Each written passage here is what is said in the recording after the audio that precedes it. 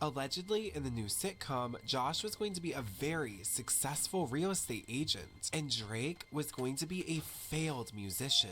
Now, the plot essentially was that Drake would be playing at the quinceañera for the daughter of, quote, one of Mexico's cartel families. We did pitch a show. Yeah. We pitched a Drake and Josh reboot show called Josh and Drake. Let's talk about how it came about. Josh came over and he had written a script. So I read the script and I was like, oh. Yeah, it wasn't the best. I just have a lot of fans in Mexico, and we're getting into it. I mean, he looked like he wanted you to be an actor, and he wanted to be writer, producer, executive producer. 6%. I'm sure this heart is taken care of so properly. I think something that For Josh now, though, doesn't you know must celebrate your is victory. why we I will ended up inform pulling for out all from of the your reboot. success. First of all, Thank you for your this aid, adventurer. Josh and Drake No problem. reboot, the idea could have been really great. The problem is that Josh wrote Drake as a failed musician, and Josh wrote himself as a real estate agent. We're supposed to be playing ourselves, and I get that. So you're making like he totally parodied my actual life. Yeah, not only But- I don't want to say parodied, but- like he was like making fun of your life, like The way it was written, there were some things in there that basically it was just so stereotypical. We can just read some. I'm gonna read the script. But before I get into this, what I'm going to say is that Josh hates Drake and Josh. Yeah. The first time that I realized that really was when I read the script. I didn't know he hated the show so much. You guys have a trademark saying, right? Yeah. What is that? Hug me, brother. You know, it would really hurt a fan's feelings if you said, I didn't say it, hug yourself, F-head. So there's the opening scene where, you know, Josh is he's a real estate agent, and he goes in and he is dressing a house and getting it ready, and the people who go to buy the house, they recognize him, and they're like, hey, aren't you that guy from Drake and Josh? And then he goes, hug me, brother. And then Josh. Leaders have been slain. I even heard reports that Nehru was more than agitated. It seems we've put a dent in his armor.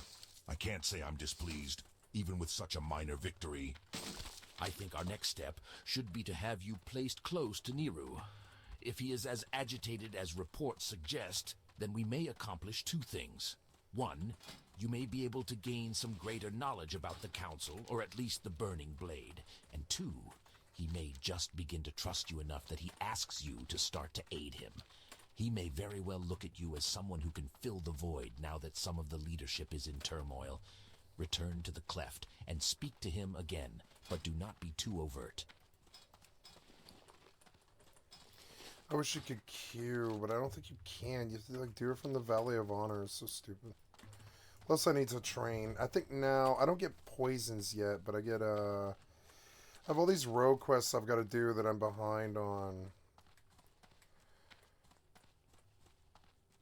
Oh, the Death Stalkers, damn it. Where is that at? Son of a bitch. Silver Pine in the Undercity. Damn it. I better WoW head it. It's gotta go back home. At least I can Hearth home now. I can just fly here. If I, or can I fly here from the Undercity? I can't remember. No. Undercity's on the other side of the world. Tirisfal, right? Yeah. No, I mean, yeah, I'm on the side of the world of Darnassus. Yeah, I'm on Kalimdor.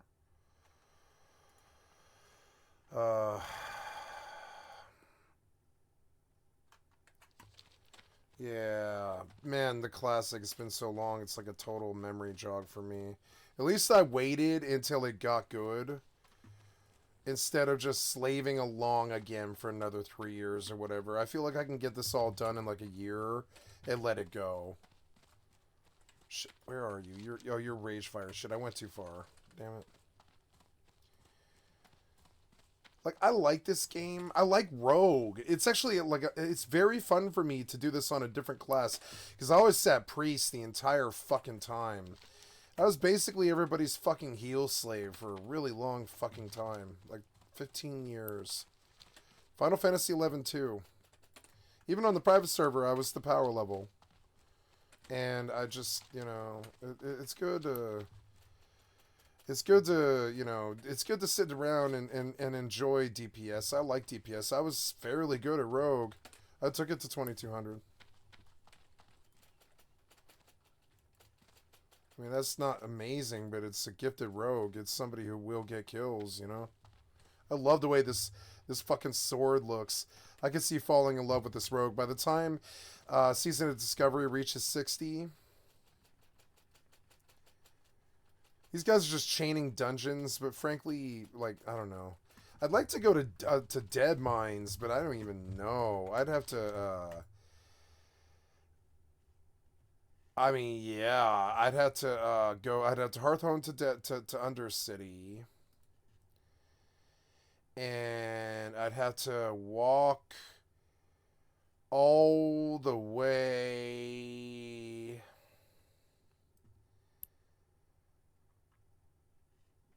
Or no, I'm sorry. No. What I could do is I could... So that's not it. It's the fastest way to Dead Mines is the Wind Rider. Oh, sorry, not the Wind Rider, but the Zeppelin to...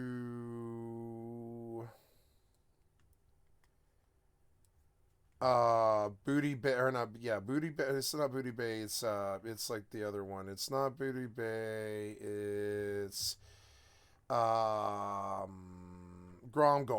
And then from Gromgol, which I'm not even sure you can do in this mode. I'm not sure you can even go to Gromgol, maybe. They capped it at 25. But and then you run to Duskwood. And then over to Dead Mines. And once you're there, I think, I mean, yeah, it's weird for Horde to run Dead Mines.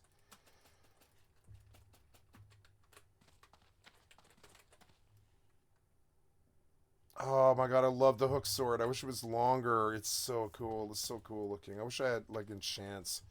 I have 2 gold 71. I could buy Minor Beast Slayer enchants, you know?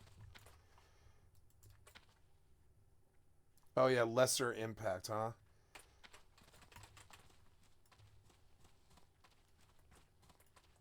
Yeah, what's Minor Beast Slayer?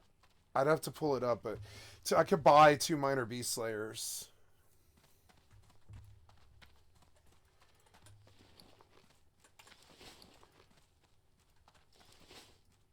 I mean, if I buy the mats, I bet I could get the enchants I want for fairly cheap. I bet if I just go buy the mats and then approach an enchanter in Orgrimmar, I probably will.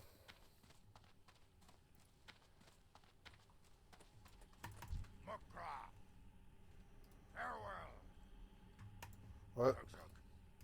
What is it? Oh, you adventurer. There we go. My Good. apologies. Hey, I'm halfway through My 18 anger too. Cool. rivals that of a rabid Kodo bull, but perhaps it is my What's own the fault. other one? It's In like sending travelers into Ragefire Chasm. I should have seen the possibility. that Wailing some harm would Caverns. come from it. When is It Wailing seems Caverns? both That's like Bazalan 22, and isn't it? Jirgash were taken unaware and slain DM, by Wailing some of Caverns, Thrall's SFK, do-gooders. etc. A 22 most sham inopportune heals. time, but there is nothing that can be done about it now.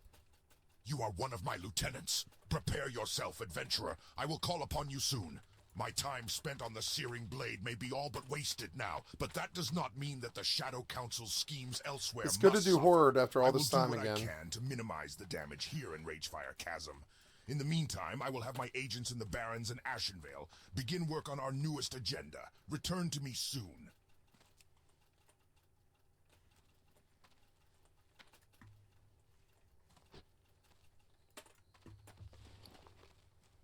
I have Rogue on the brain.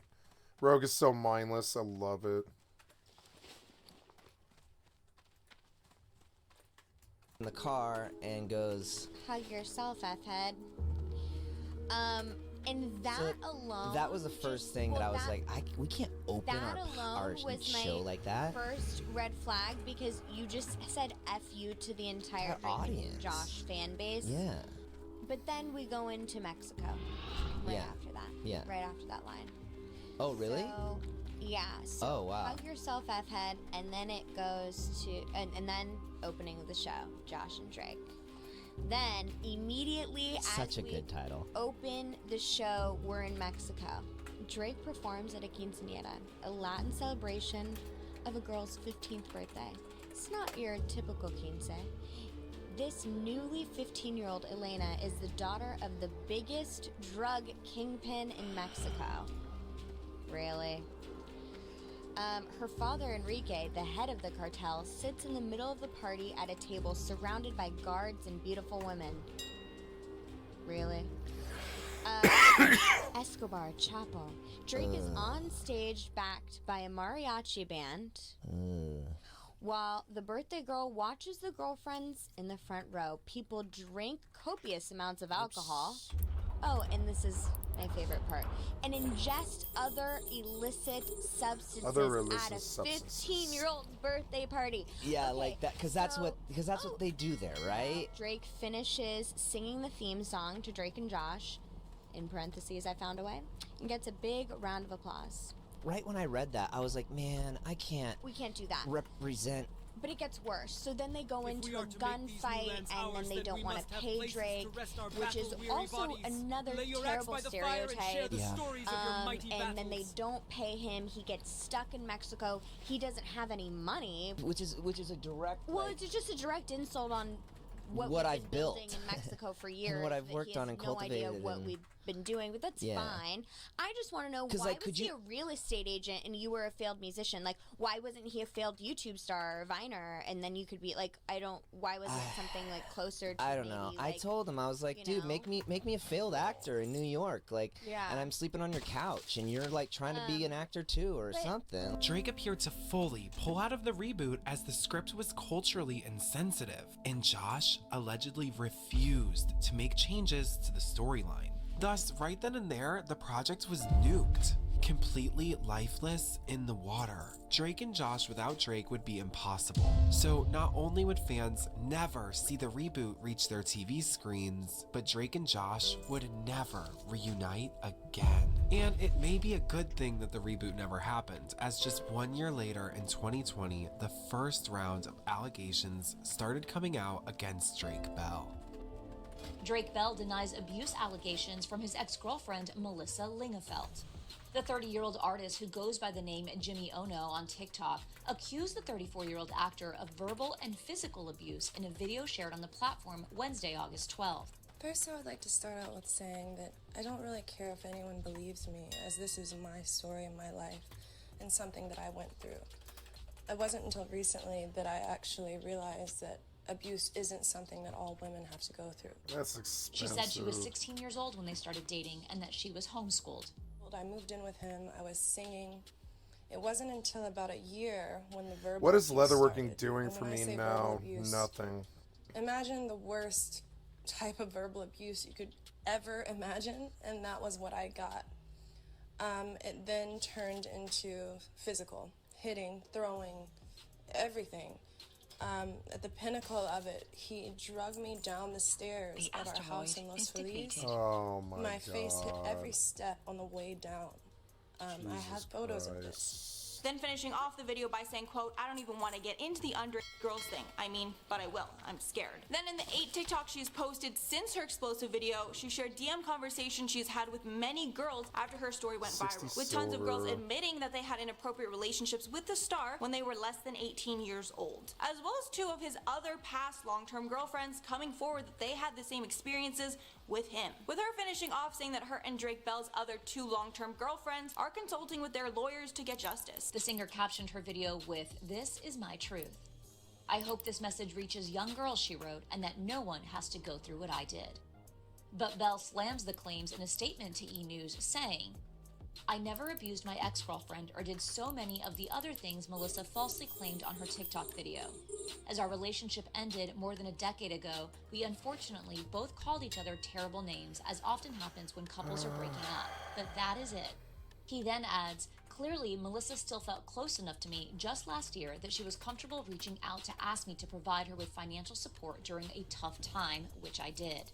I do not know if today's behavior is some kind of misguided quest for more money or attention, but I cannot and will not allow these offensive and defamatory allegations to go unchallenged, and I am reviewing my legal options. Now, what the public didn't know at the time, as it wouldn't come out until 2021, was that Drake was already under an investigation and had been under investigation since 2018, when an underage fan who was at Drake's 2017 Cleveland concert filed a complaint against Drake Bell with the police. Drake and this underage fan's, quote, relationship started years prior to her meeting him at the 2017 concert. They had allegedly been messaging since she was only 12 years old. Drake Bell is facing new legal troubles. The former Nickelodeon star was arrested in Ohio this week on one charge of attempted child endangerment and one charge of disseminating matter harmful to juveniles, according to documents obtained by Access Hollywood. Bell was first indicted in May and pleaded not guilty at his arraignment on Thursday.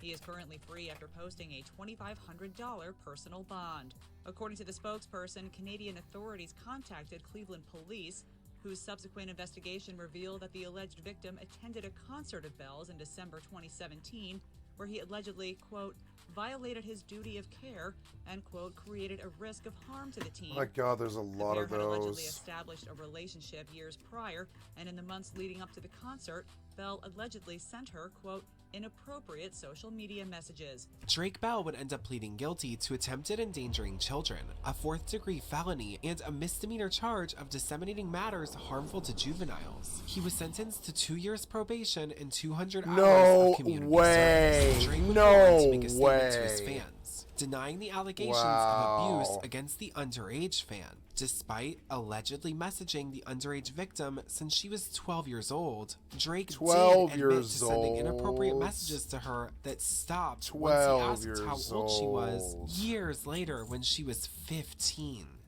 Drake Bell has been sentenced to 2 years of probation and 200 hours of community service. According to NBC News, Bell made a statement ahead of his sentencing. He Oops, said, quote, about 5 today of them. I accept Oh, this wow. plea because my conduct was wrong. I'm sorry that the victim was harmed in any way. That was obviously not my intention. I've taken this matter very seriously, and again, I just want to apologize to her and anyone else who may have been affected by my actions. Also during these legal proceedings, the public got a shocking announcement from Drake. The 35-year-old Nickelodeon actor took to Twitter to reveal he's married and has a child amid his recent legal woes. Bell, who's been calling himself Drake Campana since 2020, tweeted the news in Spanish. The translated message reads, quote, in response to various rumors that are incorrect, I have been married for almost 3 years and we are blessed to be the parents of a wonderful son. Thank you very much to all my fans around the world for your good wishes. Now, Josh Peck, who has relatively been very silent about Drake and their friendship through the years, wrote a book called Happy People Are Annoying. Hey, what are you reading there? Just learning a lot of things about you that I never even knew. You're welcome. Thanks. Thanks for not calling me a boob or anything. When Josh embarked on the media tour to promote his book, we got a much deeper look into how he views Drake and their years-long, quote, friendship. Drake Bell made headlines recently when he was sentenced to 2 years of probation after pleading guilty. You write about some of this in the book. You say people ran to get my opinion. They thought I must have a take on this person I'd spent so much time with, when in reality, it'd been years since we'd talked, and even longer since we'd seen each other, which is why, alongside everyone else who doesn't know Drake, I was upset by the inexplicable events that unfolded in his life. What was it like writing that portion of the book for you? I think it was important that I basically just, especially in a book that will live on forever, that I was clear about my feelings during that time, and not to quote myself again, but as I said in the book, it was upsetting. Josh would even talk about the infamous wedding incident of 2017 and explain his side for the first time on the BFFs podcast. I mean, I guess I could tell the story of my wedding. So I get married to my wife, and I married this good Irish Catholic girl, shout out Josh Catholics. And, shout out. And so we have this small wedding. The and asteroid the dirty is little depleted. secret, I guess, was I knew that Drake and I didn't stay in touch for the 10 years since we had made the show, but no one needed to know that. I was happy to just die with that secret that, like, we made this thing that people really love, but maybe we weren't that close. So I didn't invite him to my wedding because I hadn't really talked to him in many, many years. Cut to, I'm getting married that night, and I see these text messages from him, like, cursing me out, coming for me. I'm like, on the night of my wedding. And I'm like, yo, and it's delusional because I'm like, bro, it's like we worked at Coffee Bean when we were 16. Like, I'm sorry, I'm 31 now, I might have lost your number. He was surprised he wasn't invited then? If he's going bananas on you? He's surprised, but then he takes to the internet and he starts writing these tweets that immediately like catch fire. And so then he like leans in and goes on this press tour about how heartbroken he is. But here's my wife, right, who's like getting torn down on the internet. And I'm like, she's private and she just got married. Can't you just enjoy this? And I remember that I was at the Video Music Awards and I see him there and he sees me.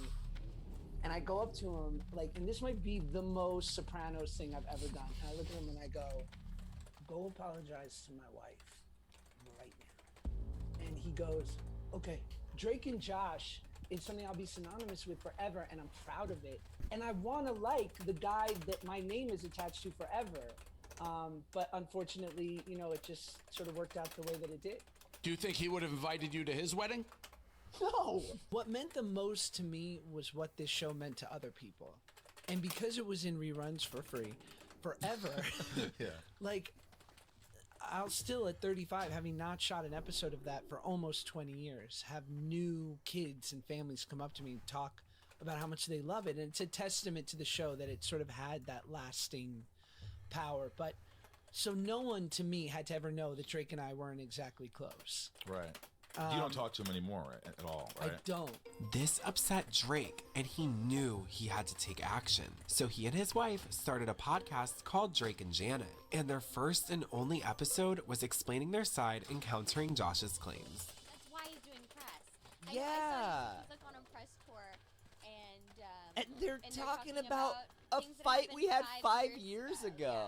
I'm like, dude, that was but 5 show you how years much ago. People like need to put you guys together and want you guys together. Josh Peck confronts Drake Bell of VMAs. Money. And he's like, I had my big soprano moment. Like, oh, big tough guy. No, the Like whole E-News or something. clip was like that he said like apologize to my wife. Like, there's something bad. Or bad things will happen or something. Yeah, and I was like, I saw him with his camera before he even came up to you. I whispered in your ear, Josh is walking up and he has a camera and he is vlogging you. Like, just like be prepared. And literally, and then Josh walks up. We were all smiling, laughing. Like, he did ask you to apologize, rightfully he did. so. Yeah. And I was ready. Like, I wanted to. And he goes, "Hey, man, you don't need to say sorry to me, but you know, I really need you to say sorry to Paige." And I was like, "Yeah, dude, absolutely. Like, I want to say sorry to Paige, you know." Dude, this was an accident. It's interesting because, first off, I never texted him cursing him out the night of his wedding because I didn't know that there was a wedding until he posted about it the next day, and that's when I got bummed. I mean, I was bummed. I tweeted, shouldn't have tweeted, and it was one tweet, and that was it. And I think, you know, Josh, obviously, you know, it really affected them at that time, and I think that now he even though we got over it, we've hung out since then. Yeah, we pitched we a were show working together on a since then, show in 2019. Yeah. So I don't Yeah, know we were gonna do it. Wait a second. So you guys have even hung out since that incident? Stop this now. Yeah, Stop this. We're gonna do a reboot of Drake and Josh called Josh and Drake. I'm so confused. Why is he talking about it like you guys don't get along? Was Josh finally pulling away from Drake and putting Yeah. friendship Now it looks good. The asteroid is defeated. You know, and I know the past few years have been a little rough. You had some legal issues and stuff. And was Josh maybe trying to distance himself from you because of that? Again, this is just a line.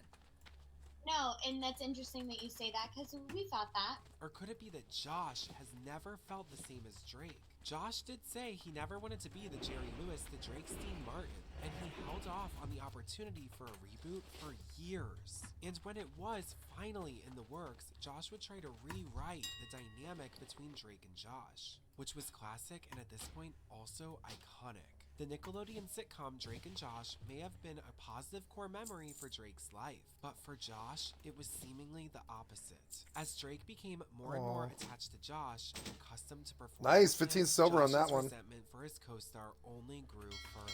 Drake was nonchalant. There's no way I'm ever using these daggers. I'm just gonna vendor them to pay for the enchants I just got. That'll pay for like these 2 daggers will pay for a third of the enchants I bought.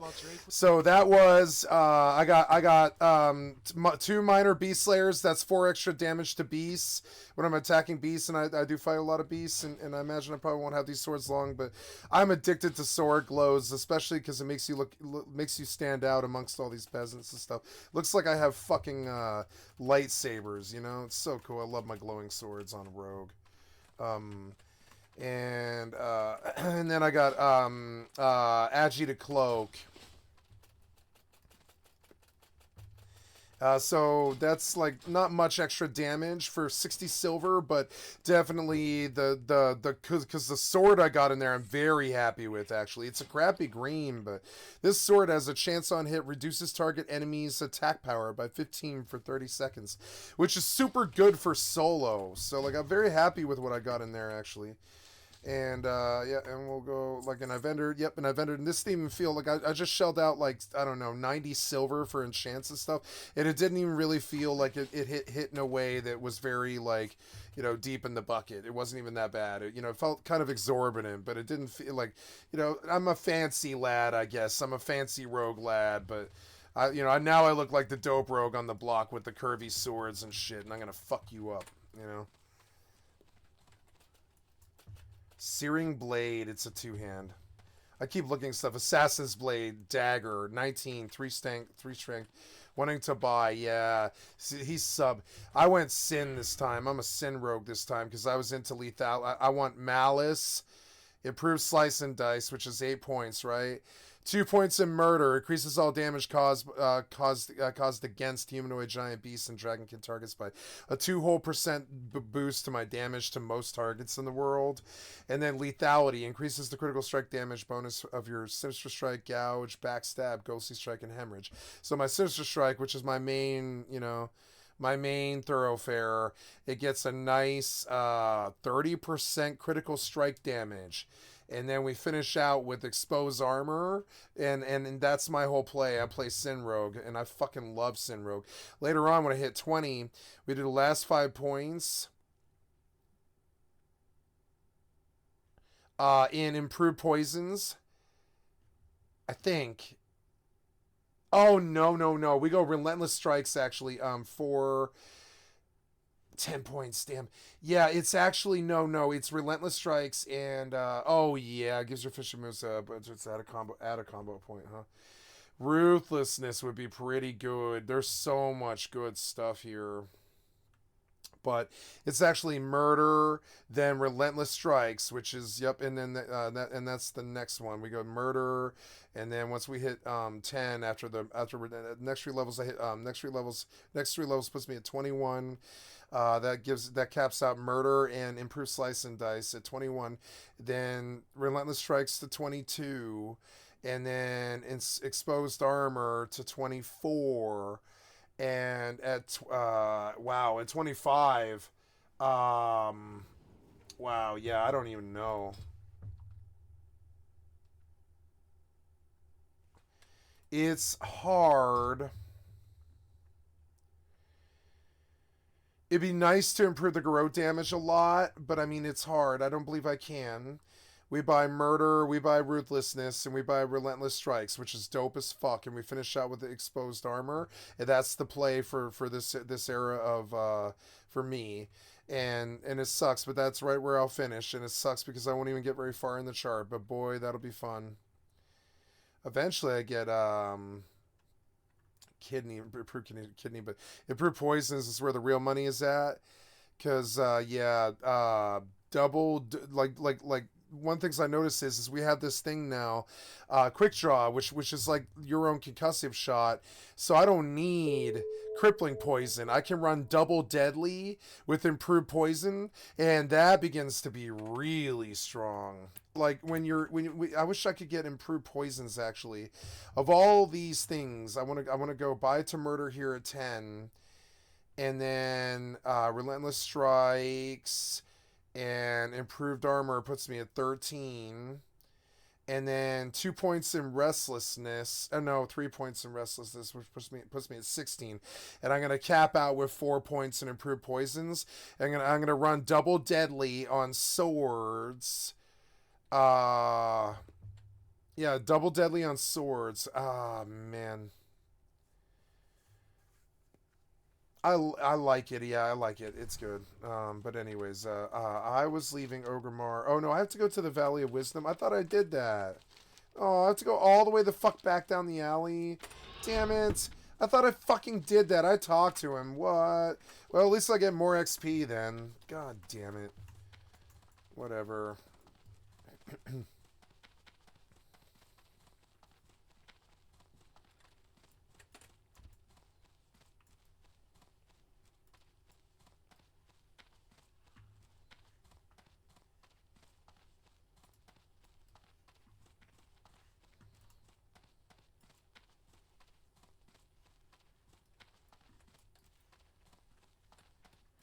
I like her. She's quite the little killer. Little undead killer.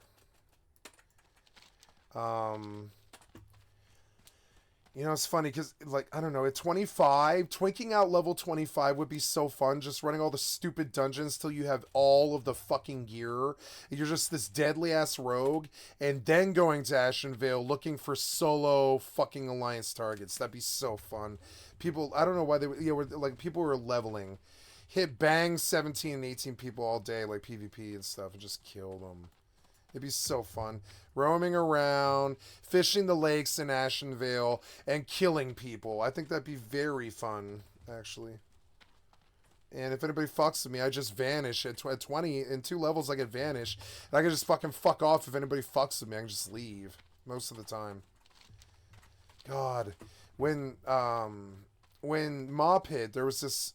My favorite item in the entire game is called Falling Flame.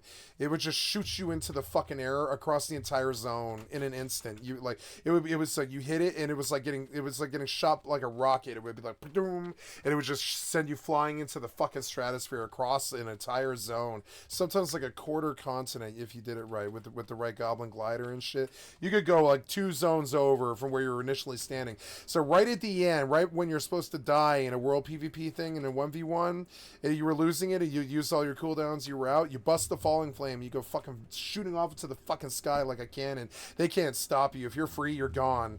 And right as they're trying to get the KB, you just go, oh, I'm out, I can't beat him, and you just leave. Ooh, what's this? It's, oh yeah, Dark Spirit Commendations. Yeah. Greetings, adventurer. I don't have that. I'm a commendation officer acting on behalf of the Darkspear tribe. It is my duty to assist adventurers who have received Horde commendation signets. I accept signets in different quantities, but the most beneficial exchange for you is to hand in a set of 10 at once.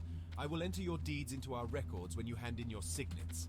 As a result, you will earn recognition from the Darkspear tribe for your duty and service. Sounds good. And I want to just torture, like, Alliance in Ashenvale. What is that? That's, like, level 19, I think. I'm gonna run around. I'm gonna kill all the Alliance I can see. I think the same thing's about to happen to me when I go to Barrens, maybe, or I don't know, like Ashenville. I don't know. Why won't you turn this fucking I have not quest heard in? of any presence of the council or the burning blade in Ashenvale. 14 silver up the My axe. spies will investigate It's a adventure. 1918 dagger. You Yeah, have done well. it's still worth For it. now, rest and keep silver. yourself occupied with other tasks. Damn it, man! I mean, will the call XP upon was you good, but again I soon. did this. Loktar Like, Ogar. you glitched the turn in. I like immersion, but I think it kind of breaks it a bit.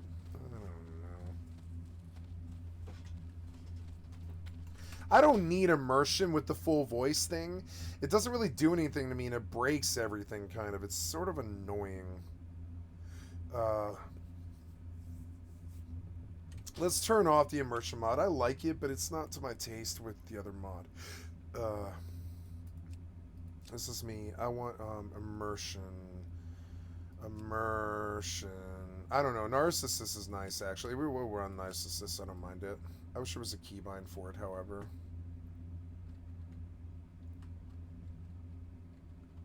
I want Control C to be Narcissist. I wonder if I can turn it on that way. That'd be sweet if I could just toggle it.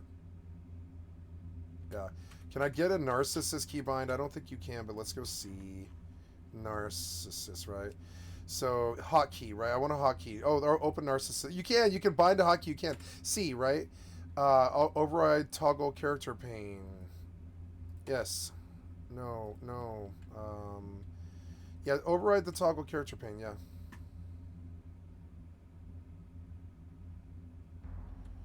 No, wait. Oh, no, I just want enable double tap. There, that's perfect, actually. That's fucking perfect. Oh, item ID, sure. Vignette. Oh, cool, you can get weather effect, vignette strength. I want to, yeah, screen effects, right? Letterbox and all. No, letterbox. Camera transition, reset fades out. Oh, cool. Look at all that dope-ass shit. I didn't know you could do this. Yeah, return. Oh, look, that's so dope. Yeah. I wondered about this. I was like, I'm pretty sure this mod is fucking sweet. Yeah. 19 assassination rogue, strength and agility, stamina and melee damage 39 to 55, attack speed 2.6, 2.5, powers 124, crit chances 15.56. Nice, yeah, you can see all the stuff. 4 agi, 3 agi, 7 agi, 5 agi. Yep, stamina, beast slaying.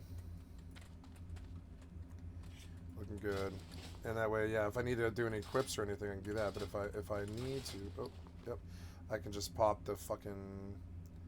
I can just pop my Narcissist when I fucking go to the bathroom and shit like that. It is cool.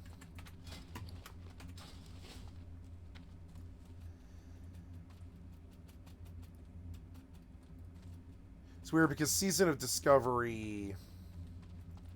I don't know. Yeah, like maybe it is a really good mode actually. I like it like more than hardcore because you can die, which fits my whole playing 3 games at once thing.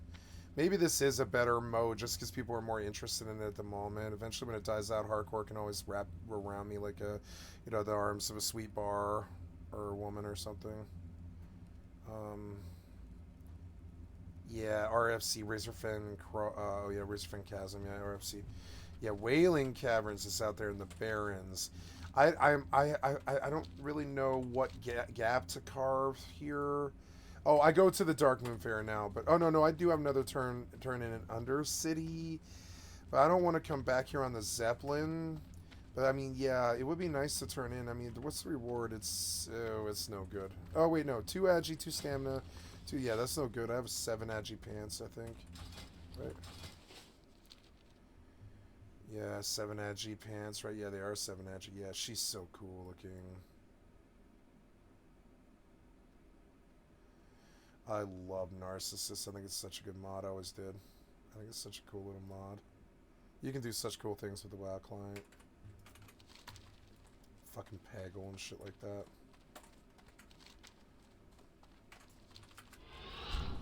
Alright, let's go all the way the fuck back out. All the way over to, Dark Moon Fair just to see what kind of XP I can get there. I don't remember the Dark Moon Fair in Classic, and I don't remember it on Horde. So, I mean, I remember it. I remember it in Stormwind, like how there's like a cannon. I think there's like a cannon, and that's it though. I think there's like a cannon and some mini games and stuff, but I don't think it's like very deep. Not until later.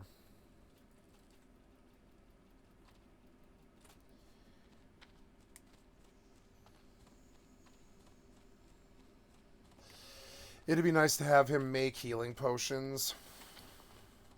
Because these don't cut it anymore. Maybe I should invest some of this gold in healing. Oh, I get to do the trainer. Fuck. Oh, fuck. Where's the trainer at? Oh, no. They're down in the Cleft of Shadow, aren't they? I don't know. Ask a guard. Where's the guard at? There, you. Where's the trainer at? I don't remember. I've never played Horde Rogue. What are you looking for? Class trainer. Which trainer do you seek? Rogue. Looking for Shenthul of the Shadow Swift. Yeah, he is in Cleft the huh? Shadow. I was In the right. drag across from Droffers and Sun Salvage. Training's Look always for a good. tunnel leading down into the Cleft of Shadow. I have to go do like the Dark Moon Fair, and then I've got to go do. Oh, fuck. Let me check. Oh right. Oh yeah. I guess the server went down, huh?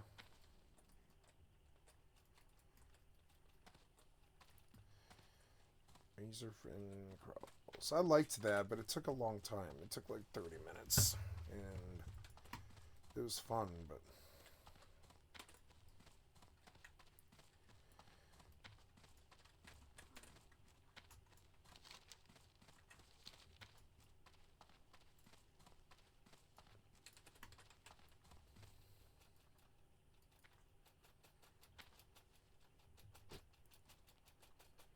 Yep, it'd be fun to cap out the professions and do all the stuff and get all the gear from all the dungeons that you can run. Maybe I will run BFD and try to get the best fucking rogue gear that I can possibly get out of that raid. And then take it to Ashenvale and fuck shit up. Fucking own people. When do you get Sheep Shot? Is it like 24? I think it's like 24. Which will change my game. When's Kidney? Is it like 22? I can't remember. No, I didn't get Kidney. Kidney isn't in this expansion, I don't think, yet. It's like 26, I think, actually.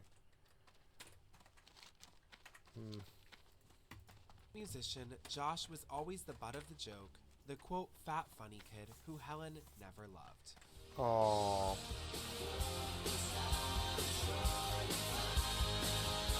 Oh, what happened here? Whoa. Got button stuck.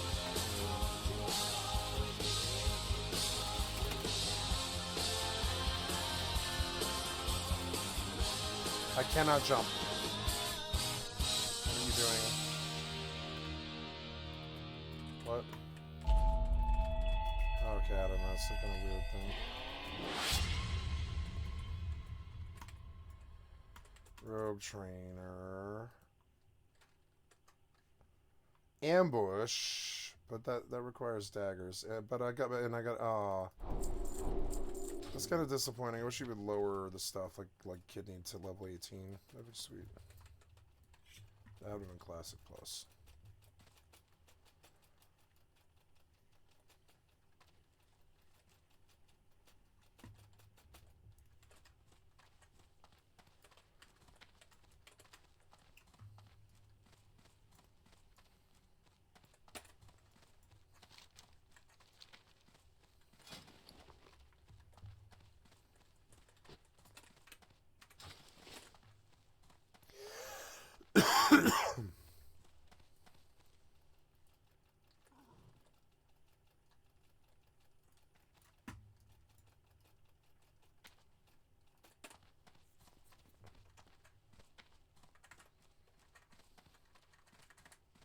Are you going backwards through the list? It's like, oh, did my shift keys stick? That might be why.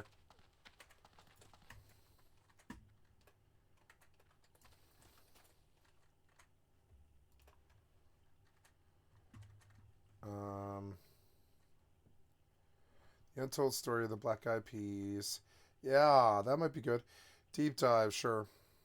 Thank you for the excellent content for Mr. Mud, like and sub to your channel. Behind the Front is one of my favorite fucking albums, and then they replicated the Black Eyed Peas and turned them into something else entirely. They went from like these punker, almost fucking rapper people, like hip hop people, to or like R&B people, to like something else, some kind of pop monster entirely. They like replicated them like the Foo Fighters and turned them into something else entirely, like the Offspring. The Offspring went from Kill the President to Pretty Fly for a White Guy. That shit didn't compute. I guess it's selling out. It's selling out, but to me, it's like they got replicated because the people that I knew never ever would have been like that. Kim Hill, featured vocalist. They got rid of the black girl that they never made a part of the band, and then they got the white girl. They made her. Yeah, they never got rid of that poor girl, and she was such a good singer. Behind the Front. She sang Behind the Front. That was like their best song. And, Gonna get into you. The song with the flute on Behind the Front, I think it was like Behind the Front. Like the title track on Behind the Front was, she was such a beautiful singer. She sounded like she was going to go so far, like Lauryn Hill, and then we never heard of her ever again. I always wondered who that was and why they never give her credit. What a weird band. I feel like they did get replicated. They got like kidnapped by the fucking CIA, and they got like murdered like Paul McCartney or whatever, and replaced by weird alien serpentine clones or something. Because like the fucking seriously, the Black Eyed Peas and the Offspring and the Foo Fighters that I knew never ever would have ended up where they were. They never would have been like socially okay with it. It was against statements they have made on several albums. Like literally, okay, it's so bad with the Black Eyed Peas that, okay, on Behind the Front, literally on Behind the Front, they do a skit towards the end of the album. That's their first or second album, I think. It's like their first album, I think, or second, something like that. They literally do this skit on the album where they're like, they talk about an interview where the interview person asks them if all they care about is money, and they were like, oh, no, all we care about is clothes. And they're like, we care about clothes. and like, then it was like Fergie and Super Bowl and Money and all this pop songs that sucked, that were totally vacuous, that were not Will.i.am before he was replicated. And they were like these like young, I would say almost militant kind of, like young militant black R&B sort of like message people that were almost punk in a way. And then they ended up on the fucking radio sounding like that with Fergie. And it just didn't fucking compute. It didn't compute. I still have issues with it. It didn't compute to me when when Foo Fighters was doing that song Times Like This or whatever. I was like, that does not fucking compute with like the first fucking 5 Foo Fighters albums or something like that. And replicated. Pretty Fly for a white guy does not fucking compute with anything that Offspring had ever done. It just doesn't compute. Even on that same album, most of that album did not sound like that song at all. And I felt like they got replicated right around then. Like they either got offered so much money, they just completely flip-flopped the fucking image to the complete opposite of what they promised they wouldn't be or wouldn't do, and promised they wouldn't. And they had skits on their albums about it. Like, people think we're doing this for money and all this. Yeah, they were. By the time they were like 35, they were doing it for money hardcore. They sold out all of them so bad. And like, I really thought Black Eyed Peas would kind of like be there for me my whole life, because I started listening to them when I was like 13, something like that. 13, you know. And what I listened to, what I heard from them when I was 13 and until like 18 years old, compared to what I heard like 10 years later, was so fucking different that I couldn't justify appreciating their band anymore. I was like, this band is so fucking terrible compared to who they used to be, that the change didn't seem like it was warranted. And then on top of it, during the albums that we thought were legit, they talked constantly about how they wouldn't be like that. They wouldn't sell out or go pop or be on the radio or any of that shit. They talked constantly about it. They were like, we will never sell out. And then I guess they did. They did, because then they showed up on the fucking Super Bowl with Fergie and shit. They did. They all did. Foo Fighters, they all fucking sold out. Offspring, they all sold out and went big fucking mega theater or whatever. And it is weird because that's not who those particular bands were. For instance, David Grohl knew what the fucking Fame did to Kurt Cobain. They were in the same fucking band. He watched Kurt Cobain fucking bite it on heroin and stress out on the Fame and all the bullshit. He was like everybody's young prince and everything. He was my favorite hero. And like that kind of pressure broke him and drove him to the grave. And Dave watched it, and Dave flowered and just like bloomed and went insane and went full lead singer and just exploded into something else entirely beautiful and wonderful. But even the first 4 albums that he cut, they did not sound anything like the last 10 years of his career when they just replicated him and sold him out and he just stopped sounding like the last good song he did was Pretender, and then there was like two fucking Pretender, I think, like, you know, there was like two, and then there was just like two dead albums after that of just vacuous pop hits that sounded like they were fucking penned by the Goo Goo Dolls. And I'm sorry, I guess he must have just got old. But honestly, like, even me, man, I'm like a punker person that went a long time. I was in it for 8 years, and then, like, I was, like, out of it, but I still didn't lose those fucking ideals. I'm not selling out to those jackals like that, but not after I wrote songs like Kill the President. Apart and they blew up. It's Like The Offspring. Not after writing songs like that. And I'm sure they were kids when they wrote that. And they're not the same people now. But I mean, like, but he seemed pretty adamant about it for 4 albums. He used to say shit like that for 4 albums until they got older, and it got more sold out and stuff. That like they were like that for like 4 albums. They didn't change. They didn't change at any given time. They sounded wonderful from album 1 through to album 4. All 3 of those bands, Black Eyed Peas and all that. And then suddenly all 3 of them around like 2008, something like that. All 3 of them, they just immediately sold out, went terrible, lost their melody, and stopped sounding good. And then ended up on MTV or like MTV wannabe shit, and like and biting it and doing terrible songs on the radio that did not hold up on even to like the B-sides on old albums that the radio wouldn't play, in my opinion. No, you know, that's not how it happened. When I first joined the Black Eyed Peas, it was like, I was so excited. It was like epiphany, and it was like, boom, where's the love hit? And it was like, no, I see Black Eyed Peas as like somebody completely torn. Something happened to them. Something happened to them really bad. I see it's something totally different. Totally different. Let's get my money back on that one. That's good. I don't really want to be a leather worker. I want to be an enchantress, so I don't have to pay that asshole. But the problem is I can't manufacture greens. It's a problem. I want to be a tailor and enchanter, because I can go kill for cloth and use the greens to make. Well, I mean, but isn't leatherwork the same thing? I guess I should take another character to fucking 25 as well. Like a priest. Just do a priest and a rogue. I can heal or I can DPS. I don't care which, right? And they're going to be like, heal. I'm going to be like, no, because I'm the only one who isn't stealthed. Right? Yeah. I think it should be druid. Druid healer. But splashed cat just for the stealth. Or like a weak healer. But I mean, yeah, but spec healer with spirit gear and all that. And drink. And yeah, and I'll run HOTS and stuff. Run Restoration Tree, but run it from a cat point of view. I should have rolled Druid and just sat cat to 25. Switched out, and just got a secondary set. So you can switch and just run dual spec Druid. Druid is superior, maybe.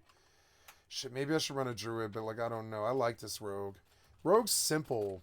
And honestly, I don't want to do all this work on Season of Discovery. I think I'm happy with one character on Season of Discovery.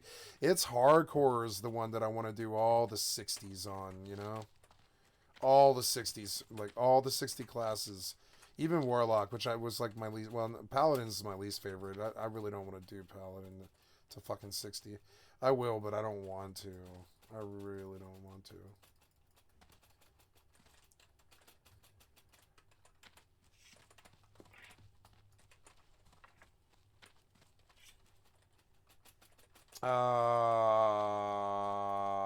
Yeah, I'm going to Thunder Bluff, which means like a long fucking walk through the Barrens, I think. Or no, can I take a oh yeah, the western one will go to Thunder Bluff.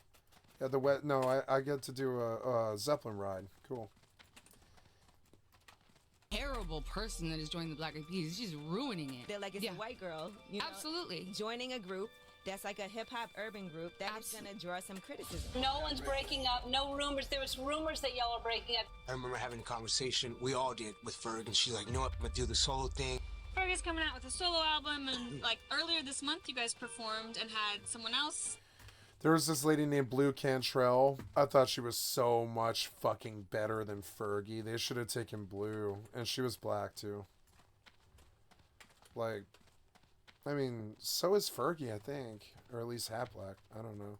But Blue could really sing and write. And I wish she would have been a perfect match for Black Eyed Peas. Come! Take a trip to the wonderful, gorgeous tropical jungles of Stranglethorn. That's right. You two can be spending your time sunbathing by the crystal blue waters, while I stand here in this unbearable heat with nothing to look at but my brother Frezzo all day. Enjoy your trip. Of course, there's no danger in everything catching flames and exploding like a huge Wait, helium is that bomb. right? This baby will get you to Undercity faster and safer than any boat, and the view is truly breathtaking. Speaking of breath, smoking is not allowed while on board the Oh shit, Western Supply. Oh, it is. It's in Ogremar. Fuck. It's in Ogremar. I forgot. It's at the top of Ogremar. It is. There's a fucking Zeppelin at the top of Ogremar. So annoying. What was that? Stupid Scorpion. She wasn't there.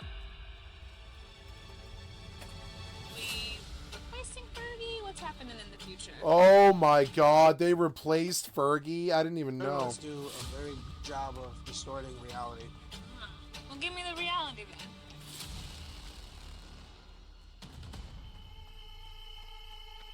No fucking way. I had no idea it was this bad. Yeah, what happened to them? I really thought they were really good.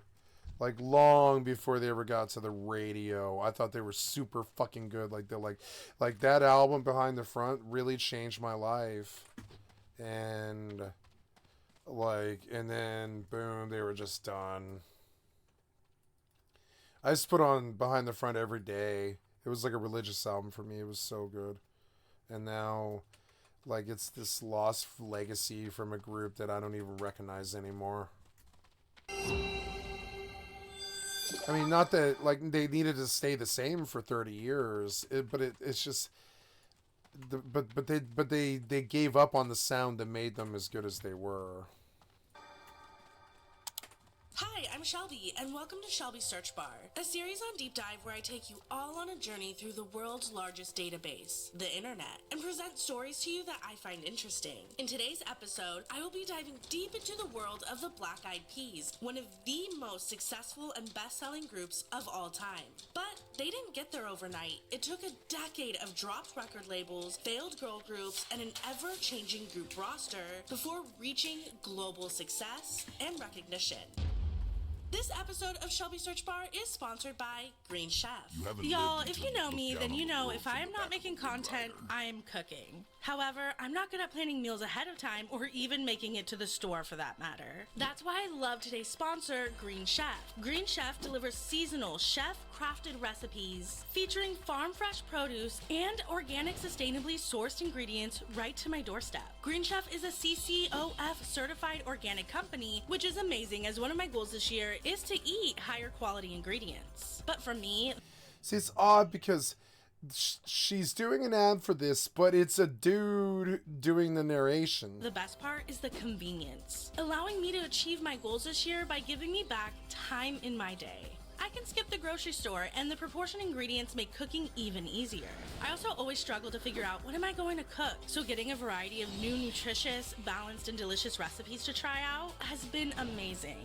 Plus, there are options for every lifestyle, such as vegan, vegetarian, fast and fit, keto, paleo, Mediterranean, and gluten-free. So go to greenchef.com or click the link in the description box today and use code DEEPDIVE60 for 60% off plus free shipping. Green Chef is now owned by HelloFresh and offers even more meal plans to choose from. I love switching between the brands depending on my taste or if I'm in the mood to try something different and new. Now my viewers can enjoy both brands at a discount with me. So don't forget to click the link in the description or use code DEEPDIVE60 at greenchef.com for 60% off plus free shipping.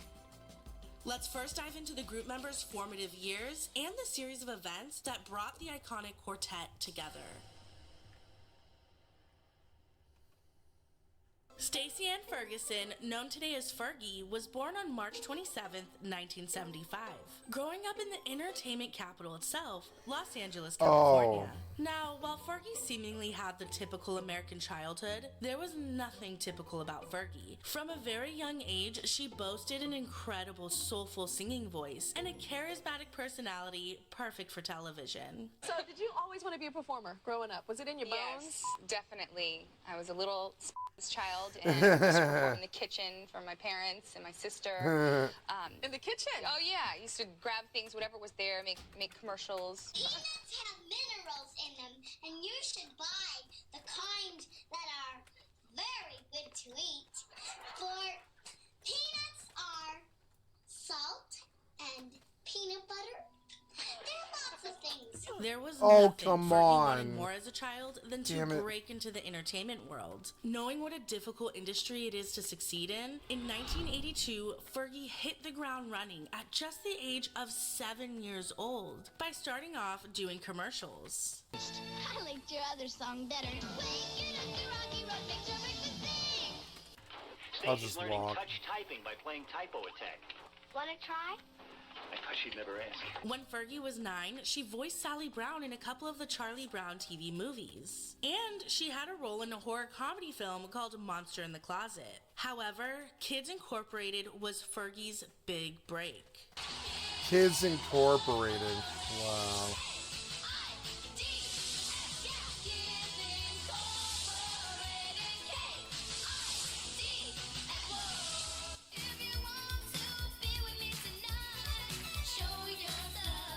That's Fergie.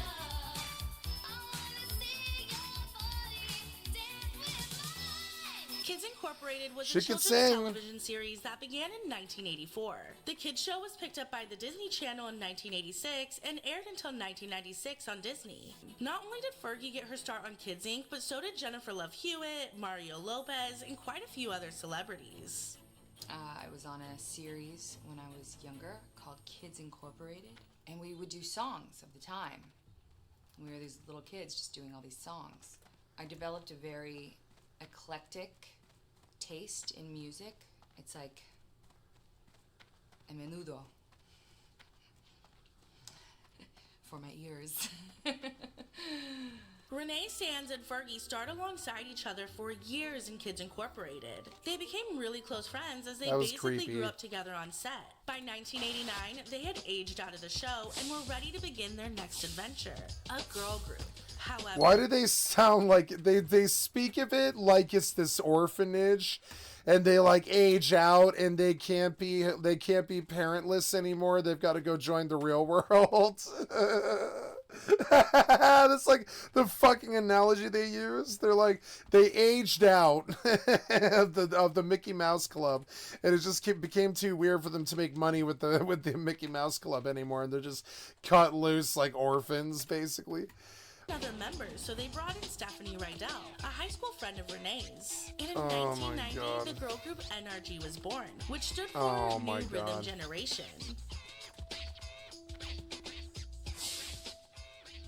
But in 1992, the trio changed their group name from NRG to Wild Orchid, as their former manager claimed he owned the rights to the name NRG. Wild Orchid, we're going this way. Where did the name Wild Orchid come from? Well, there is a thing here. See, an orchid represents a woman, whereas the wild part represents our silliness and our friendship. So there you go. It's kind of another name for wild woman. Fergie had grown up listening to and immersing herself in the hip-hop and R&B world. She idolized female MCs like Queen Latifah and Salt and Pepper. Her love for R&B, paired with the girl group's musical background covering music from all genres in Kids Inc., helped the group develop a very soulful R&B sound with a mix of pop music. They can sing. I bet it does. After After 4 years of promoting their music as much as humanly possible, doing live performances, sending mixtapes to anyone who would listen, and going to various radio stations to sing live, Wild Orchid finally signed a record deal in 1994 with none other than RCA Records. In 1996, they released their very first single, At Night I Pray, which reached 63 on the Billboard's Hot 100 and remained on the chart for weeks. In March of 1997, they released their first album, self-titled Wild Orchid. If you turned on MTV, Mad TV, The RuPaul Show, Access Hollywood, Ricki Lake, Carl Marilyn, or Jenny Jones in 1997, chances are you saw Wild Orchid performing their single Talk to Me a cappella. Wild Orchid also went on tour with 98 Degrees and NSYNC to further promote their debut album. This is a little a cappella of our next single, and it fits right with the show. Oh. Talk to me. Tell me what's on your mind. Talk to me. What are you feeling inside? Talk to me. What are you thinking of? Talk to me tonight about love. The debut album, Wild Orchid, did sell almost 1 million units worldwide. So they got working on their next album, Oxygen. Seemed like a pretty good band for kids, like little girls, I think. Oh, my drones. Go skip to drone bay. That's messed up, man. Oh, yeah, am I hitting? Oh, a sign, really? Did, oh yeah, did I close that? Yeah, I guess I did. That's alright. Let me play some more Fortnite tomorrow. Which released in September of 1998. Fergie, Renee, and Stephanie even began hosting shows to help promote their music. She had they some were very regular big, guest hosts on E's The Gossip Show. Hey, I'm Stephanie. Hi, I'm Renee. What's up? I'm Stacy. We're Wild Orchid. And this is The Gossip Show. Now, let's kick off the weekend with a song. You ready, girl? Just sit back, relax, and watch your E. Wild Orchid is here. The trio also exclusively hosted The Great Pretenders, a game show on Fox. Oh, great.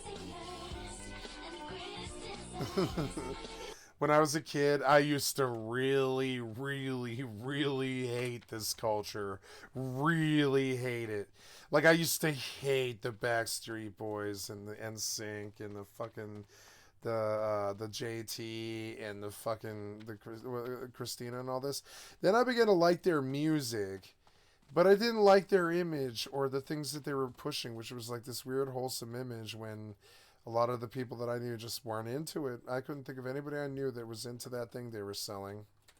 Anybody in my high school, anybody in either high school that I went to, I can't remember anybody that I knew who was literally into those bands. I can't think of anybody. It was on the radio, but I didn't know anybody who was like who had that bad taste like that back then. Anyways, now I think it's a lot cooler to just like them. Who cares?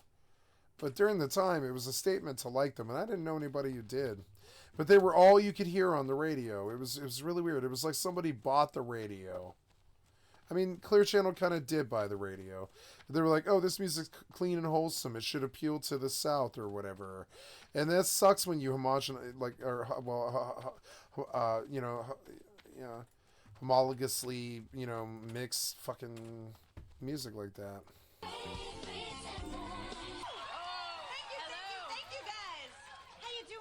Some Great Pretenders? Even their exposure on TV at the national level was not enough to help promote their album, as Oxygen only sold 22,000 copies in the U.S. Oh God, I went too far. Oh no, I went too far. In 1999, oh my God. For a massive icon such as Cher didn't help. I forgot. It's not my fault. Stephanie did a brief tour of their own. What is that? Oh, it's Ratchet. Yeah, wait. Can I just go to Ratchet? Is that possible? They played at a country fair next I don't to think a pen you of can. pigs, and Fergie said, "The pigs cared more about us than the people." They tried their shot at a third studio album titled Fire, which was co-written and co-produced by JC of NSYNC. The record label was really pushing the girl group into a new direction. Isn't that what you're kind of supposed to do? You can swim it. You can swim it. I've done it before. But I think I've done that swim. I've done that swim a lot, but it takes forever. It takes like an hour. I don't want to do that. I'll just walk. Fuck, I can't believe I missed my turn. I remember it being like that, but it's actually that because it's been so fucking long. I don't know, possess my friends to go fucking horde.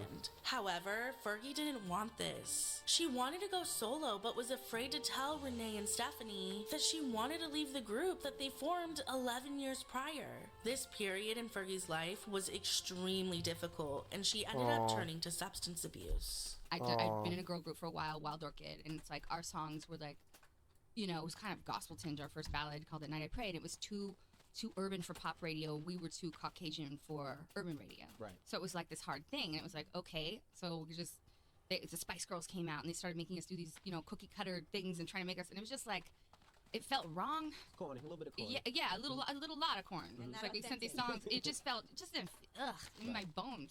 So, anyways, I just rebelled and then went through like a whole, I guess everybody called it the dark period. I just started partying and getting into like, and I find these creative people. I've never heard of anybody referring to it as the dark period. I hear them referring to it as I got heavy into drugs, and then now I'm a junkie and I go to rehab and all this stuff. There's no dark period. I'm still a celebrity afterwards or whatever. Like, you know, there's Demi Lovato singing like, you know, sober, and then there's like this, you know. Sober makes sense.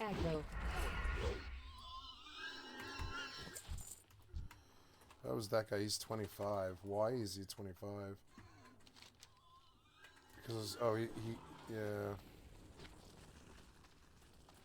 Here's a chest. Die, you.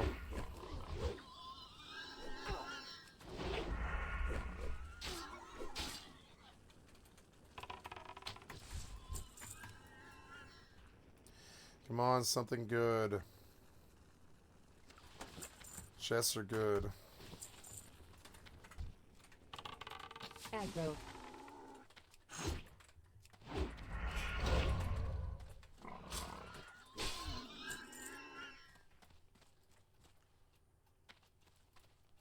Let's go and do that.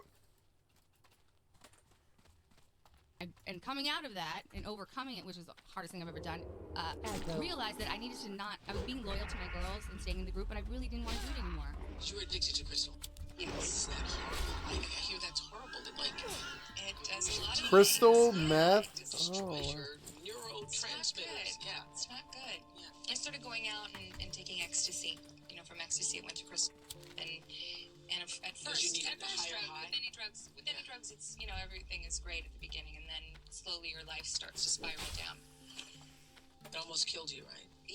You were 90 pounds. 90 pounds at one point. But what got me through it was a lot of therapy, soul searching, discovering why I took the drugs in the first place, because that's really what it is. RCA. Yep, and then now you're 45. And you can't really cut being a junkie anymore. Would inevitably drop Wild Orchid. But for Fergie, this meant she was finally free to go solo and work on an album that would be entirely her vision. But the trajectory of Fergie's life was about to change in a massive way when she enlisted none other than will.i.am for help on her album. I'm working on my solo package, and I was like, with will.i.am, I was like, if I could just work with the piece, because I was a fan. You know what I mean? I used to buy tickets to their shows, because they were like hip-hop, abstract, with a live band, and I kind of related with all that. I really liked them. Would hang out in the studio, waiting like till 4 a.m. like, look, who's gonna, you know.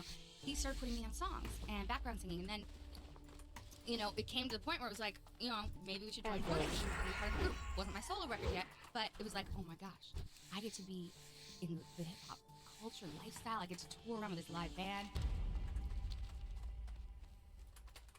You are now rocking with will.i.am. William James Adams Jr., known today as will.i.am, was born on March 15th, 1975, in Los Angeles, growing up in Boyle Heights, a neighborhood in LA. will.i.am's mom, Deborah, wanted a different life for her son. She encouraged his uniqueness and helped guide his passion for music by sending will.i.am to a better school district located in West Los Angeles, which was an hour bus ride away.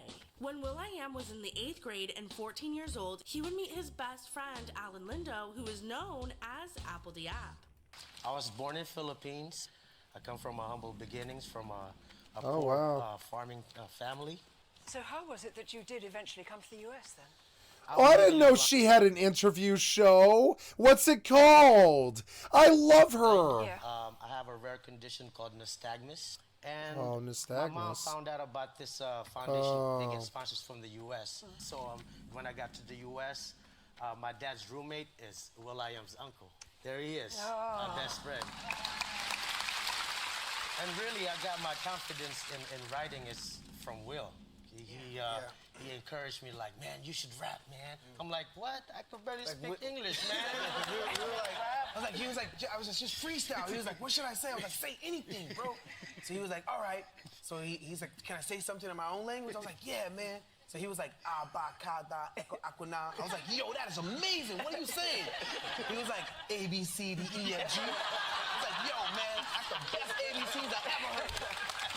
Little did they know, their meeting would be the beginning of the Black Eyed Peas as we know them today. will.i.am and Alldayerrydaybaby came together with their love of dance and hip-hop. So, they would start their first rap and dance group called Tribal Nation.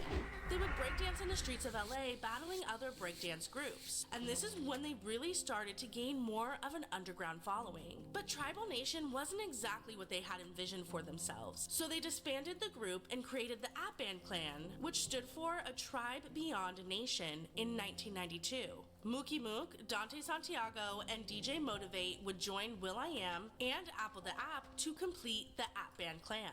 You're not from my town, 'cause you see I'm a lyrical maniac because I'm steadily on my rhyme. Sometimes I speed up and light up my dimension of complications. Need to unite up, correct the river of the Apban Clan. At the time, will.i.am was a freestyle rapper, so they began battling other rappers and rap groups. This is when the group caught the attention of rapper Eazy-E, who also had a record label called Ruthless Records. In 1992, the same year the Apban Clan started, they were signed to Ruthless Records, which included a $10,000 sign-on bonus and $150 paid out weekly.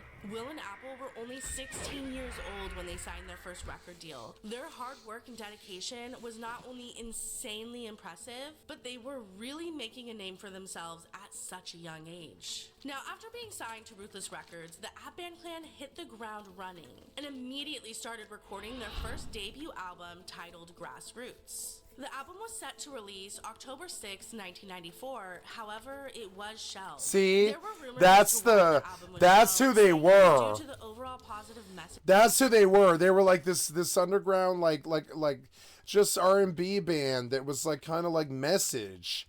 They were like young black Message.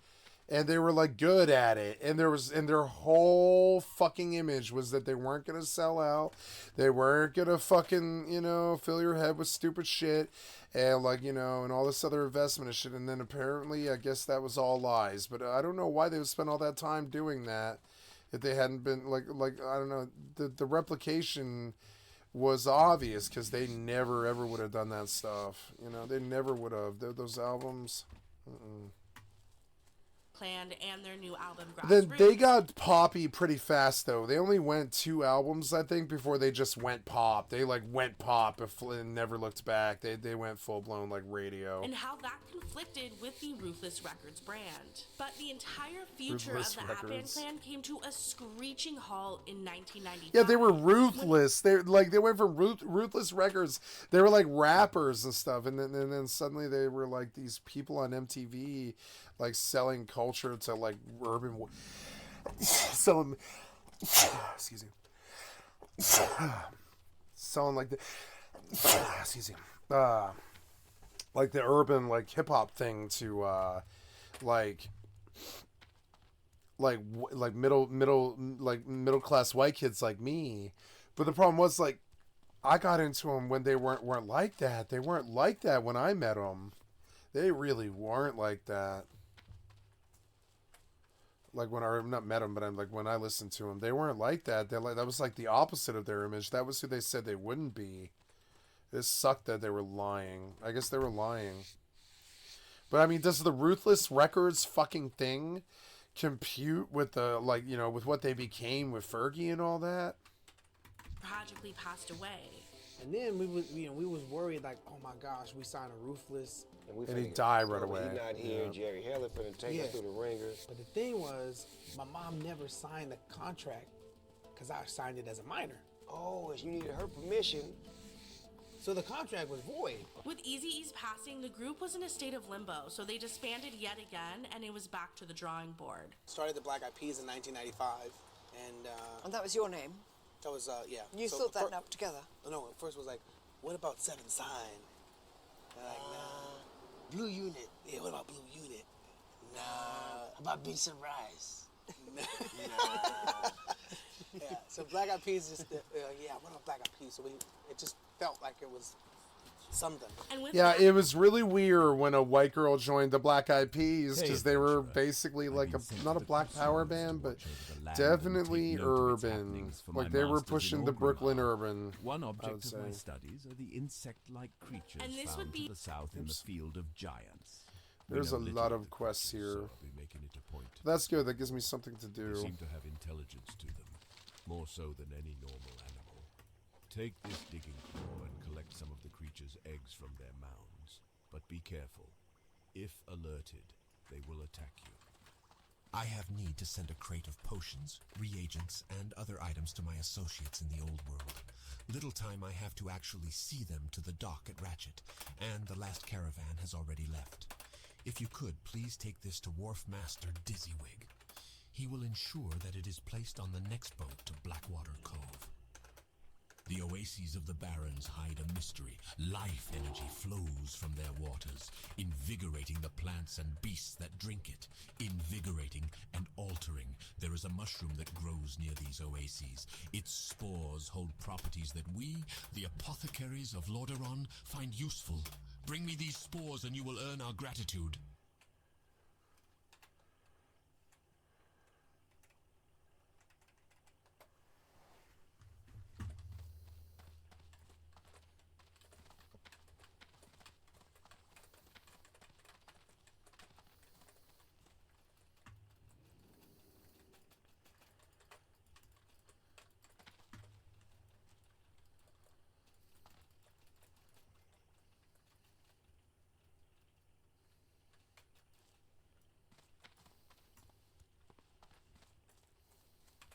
Not long ago, a shipment of silver was stolen from our guard tower. It was meant as payroll to the Crossroads guards, and we want that silver back.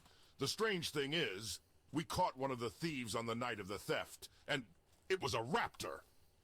Unbelievable. I don't know what raptors would want with silver, but I don't care. I want the raptors dead so they won't steal from us again. Hunt raptors in the Barrens. Collect for me their heads. My wind riders are trained to fly quickly through the hot Barrens air. Welcome to the Crossroads, adventurer. My name is Thork. I lead the defenses here in the name of the War Chief. Please, My name is Thork, and I like to work. Home.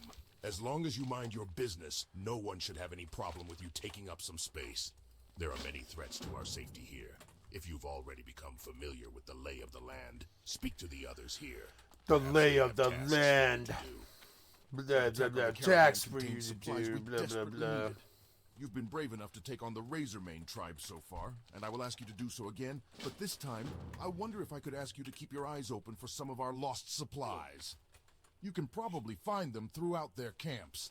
The Quillbore getting fat off their dishonorable acts. The people of the Crossroads would be in your debt. Oh. Have you ever been to Ashenvale to the north? The Horde has recently set up an outpost on the Zoram Strand there, and we can always use some new recruits to help defend our new fronts. If you think you are up to it, see Kadrak in the Northern Barrens at the Watchtower. He is heading up the Ashenvale campaign and can give you further orders. All the Quillbores are our enemies, adventurer. Some just prove to be more of a nuisance than others. The Razormane tribe has been attacking our supply lines from Duratar, causing us no end of annoyance. I have scouts seeking the leader of these raids. But until then, any losses you can inflict on the filthy pigmen would aid us. Start in the northeast towards Duratar. You can always tell their dens from the huge, thorny vines that come up from the earth. Seek them out and slay them. The blasted harpies have been ravaging our caravan supplies for too long. It's time we slit a few of their throats and diminished their numbers. I've been snooping around their nests and figured out who leads who. The most devastating attack will destroy a good section of their lower chain of command, and then we can work our way to the top. I'll start you off slow. Take out witchwing harpies and witchwing rogue feathers in the northwest, and bring me 8 witchwing talons. That should be a good start. Perhaps you know the pain of uncertainty. Perhaps not, adventurer. But know this, I stand here every day from the sun's rising till its decline, scouring the horizon for more of those monsters. I've killed every pigman I've come across since, but my thirst for their blood is far from quenched. Perhaps instead of heading north to the crossroads, I should have headed to Toronto. You, adventurer, you could help me. Kill them. Kill as many as you can. Bring me their tusks and we will celebrate their deaths together. We battled in a small Tauren camp when we were separated. She held 3 of the bristlebacks off by herself, but the odds began to overwhelm us. I led some away only to see her overwhelmed by newcomers. In my rage, I turned to face my enemies, but they brought me down easily with their vast numbers. I awoke to a Tauren druid tending my wounds. He had come across me on the Gold Road as I fell. Please, adventurer, find some sign of my wife. Long ago, the Barrens was a lush place, teeming with life. But war and cataclysm raged across the land, scorching the earth into a husk. Such is the way of things. But within the past few years, new oases have found the Barrens. Life stirs, and deep down, new druids sense a power leaking its way to the surface. We must find its source. Travel to the Forgotten Pools, northwest of the crossroads. Search its waters for a source of power, then return here.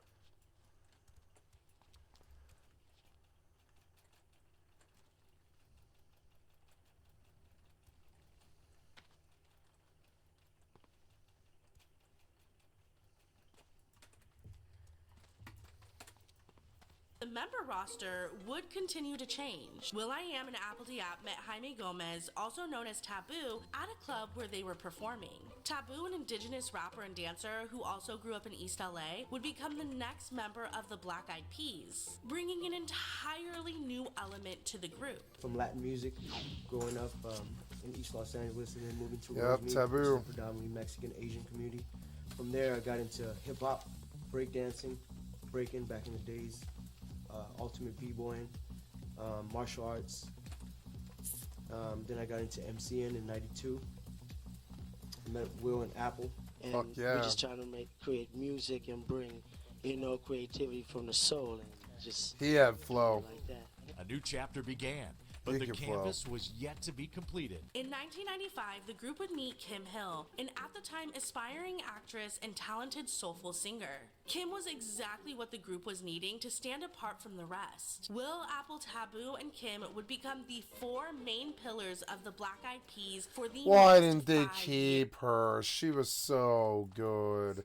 We have our She duties, would have adventurer, been the duties to Fergie we Horde. all needed. The centaurs have plagued the Tauren for years. And recently, the Kolkar centaurs of the Barrens have grown into a real Well, threat. I'll come back, I guess. Normally, they were disorganized in these lands, but new leaders Yeah, have but I risen can- among them, rallying them. To preserve our holdings here, these centaur leaders must be destroyed. Bring me the head of Barak Kodoban. He camps near the Forgotten Pools to the north. Defeat him, then return to me.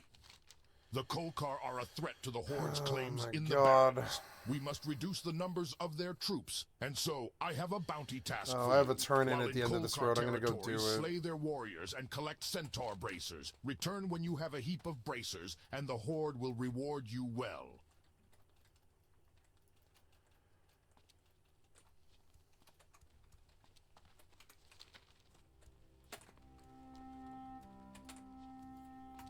But the new group was back to square one, and they really needed to create a buzz around their new sound. So they started performing in colleges all across Southern California, and it worked. Their popularity grew, catching the eye of every major record label. There was a time when there was a bidding war. 15K, 200K. Every major label London record. The dude from V2. wanted to sign the Black Eyed Peas. Another counter offer. 600. Polly Anthony from Sony. I'll give you guys $1 million. Yo! What? $1 million? Now we have the meeting with Jimmy. The meeting that. See, they changed. They did change. They were like replicated. I believe these guys. I think they're the stand-ins After they were replicated. I think they're the people who weren't killed. I think the original Black Eyed Peas were killed and these guys were brought in. Our lives forever. They had the music, they had the talent. I had a feeling about them that they would be. Yep, the minute that Interscope got interested in them, they were like replicated. They went from like 2 different albums that were like these like really wonderful like urban hip hop like masterpieces to like crappy like, you know, Clear Channel pop. And I guess they did like the money. Those guys that replaced the Black Eyed Peas like money. But I don't think the Black Eyed Peas originally were that big into money. Listen, you could sign with Sony for $1 million. If you don't sell any records, that'll be your last record you ever make. I told Will that as long as I was at Interscope, he would be making records. They say will.i.am is very Illuminati. I mean, I don't know if it's true, but they say he is, like, all the time. They say all the time, they're like, will.i.am is like a member of the Illuminati. I think a Freemason. It's weird because he's black. They almost never say that about black people. But might be true. Or, well, you know, African American. Might be true. I don't know what they're... I don't believe they're racist. I just don't think they like colors of like other colors. Most Illuminati.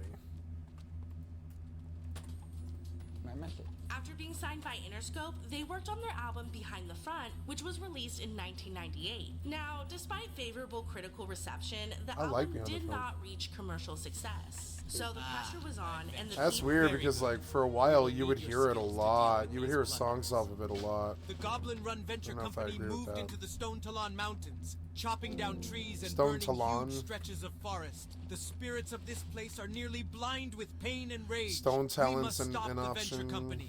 Head northwest beyond the Great Wood Vale and into the Windshear Crag.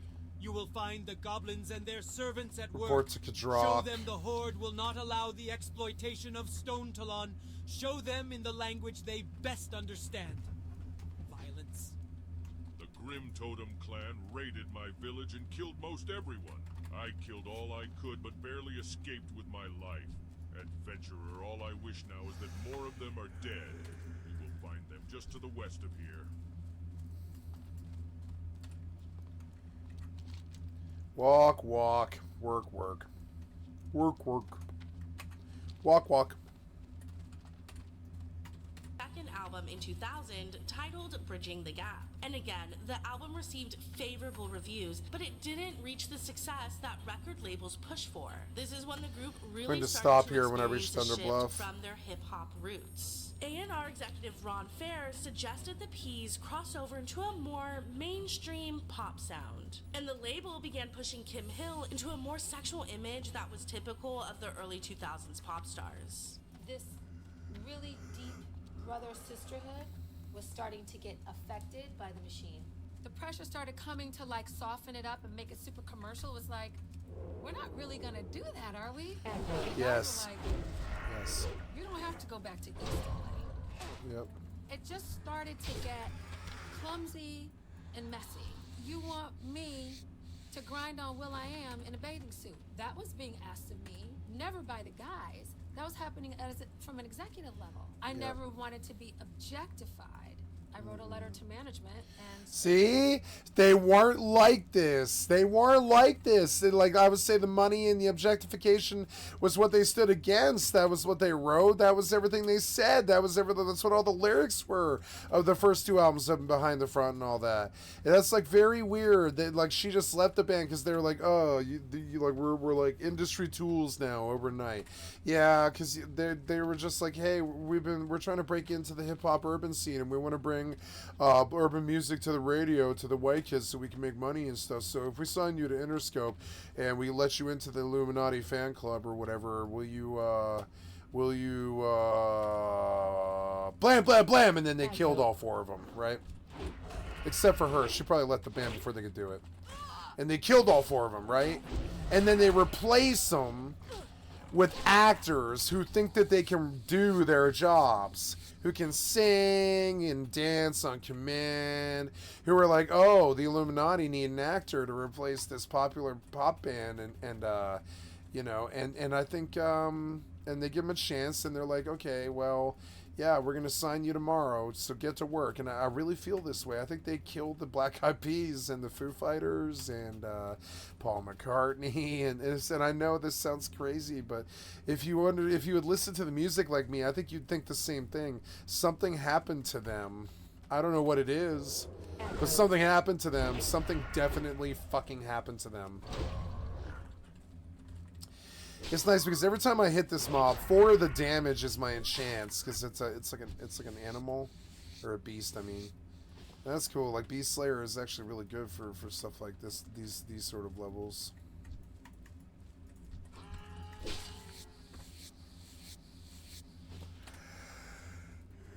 After Kim left, the Black Eyed Peas would work with Macy Gray for a little while, but eventually... See, they went from like Macy Gray to fucking Fergie. Macy fucking Gray to Fergie. What happened there? It was replication. They killed them. I don't think the original rappers would have been down with doing Fergie. I don't think so. She wasn't down with it. When like something happens, like right as she was like at the end, she was surprised. Did you notice how she was surprised? She was like, oh, I would never do objectification like that. That's not why I'm in this and all this, and it's coming from the executive level and all this shit. That's what will.i.am would have said the first 2 albums, anyways. That's what he would have said too. But they probably killed them, right? In the summer, they just probably like snuffed them out, and when they're hanging out in a summer party or something like that, and just bring some actors in. Right, and they all just happen to be single right then, and they don't have anybody sleeping with them or anything like that. And so then they all just disappear, and these replicated actors show up. And I don't know, man. Like, I don't know. I think you could coach an actor pretty fucking well. I think one of the things about artists is, past the age of like 18, they don't go home very much. Their family are close, but like I think an actor could do if they were gone so much because they're out like chasing being a musician and stuff. I think an actor could portray them to their parents, their family, their jobs, like the MTV, all that shit. I don't really see why like they couldn't do that. Sometimes I think about that all the time. I'm like, I think some of the artists I really like were replicated.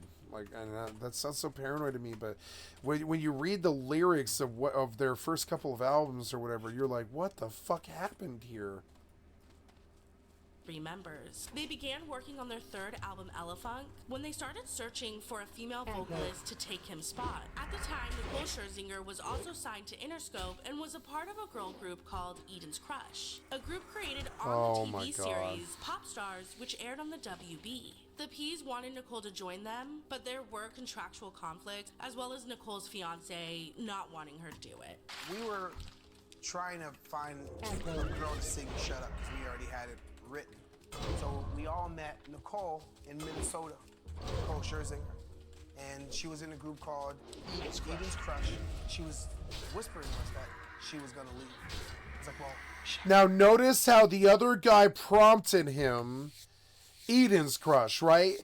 Because it's like they're telling a story. You notice how they always tell stories.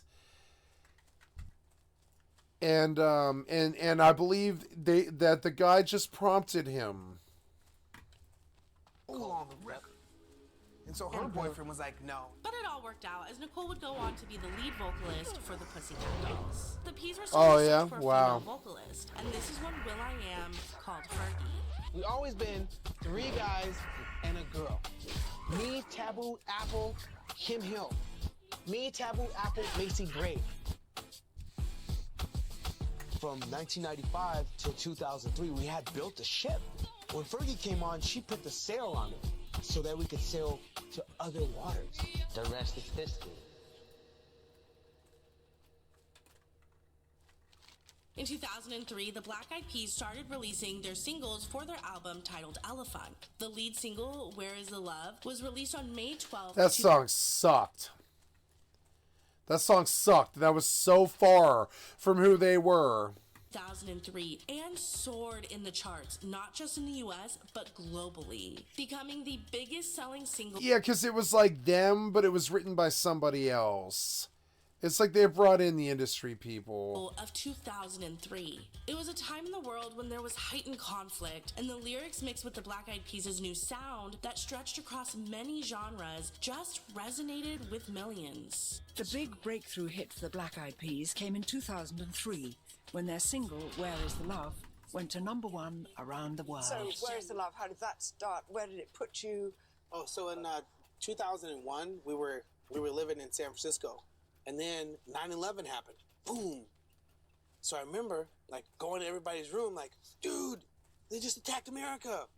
And then we had a tour, September 12th, the day after 9/11, and the result of that tour was we wrote Where's the Love. The album Elephant released in June of 2003, producing 4 singles: Where's the Love, Hey Mama, Shut Up, and Let's Get It Started, which was originally Let's Get R-Worded. What the fuck? But that has since changed and been censored for rating. Yeah, the original song was Let's Get Retarded, which was so not the Black Eyed Peas. I believe they were replicated. And also like pulled off of Spotify. Now the album didn't hit its main success upon release in 2003. It was actually 2004 when it became one of the best-selling albums of the year. While the Peas were finally reaching that mainstream success, the original fans of the Black Eyed Peas, the fans that had been following them since 1995, were not happy. When I first joined the Black Eyed Peas, it was like, I was so excited. It was like epiphany, and it was like, boom, Where's the Love hit? And it was like, who is this terrible person that is joining the Black Eyed Peas? She's ruining it. She is awful. Did they really say that? Oh, people would say. You know what? I remember that because that's a difficult thing when there's a group that's established and then someone comes in, they're like, it's a white girl. You know, Absolutely. Joining a group that's like a hip hop urban group that is going to draw some criticism. Yeah, and it was like, she's masterminding. It wasn't that. It was like she was this Britney Spears pop idol. And that was pretty much the opposite of the image that the Black Eyed Peas painstakingly fucking depicted for 5 years, something like that. So when she showed up, we were like, what's this weird Britney Spears person doing in our Black Eyed Peas? Their pop crossover ruining the, Yeah, it whole ruined thing. it. It It was very ruined obscure. it. When It things are did. obscure and they're cool, you want to like have it as your thing. Or, Right. and I ruined that apparently. And so it was cool. I was You like, I had to did. just take all this. So You the did. tears went private, but then I just had to go out.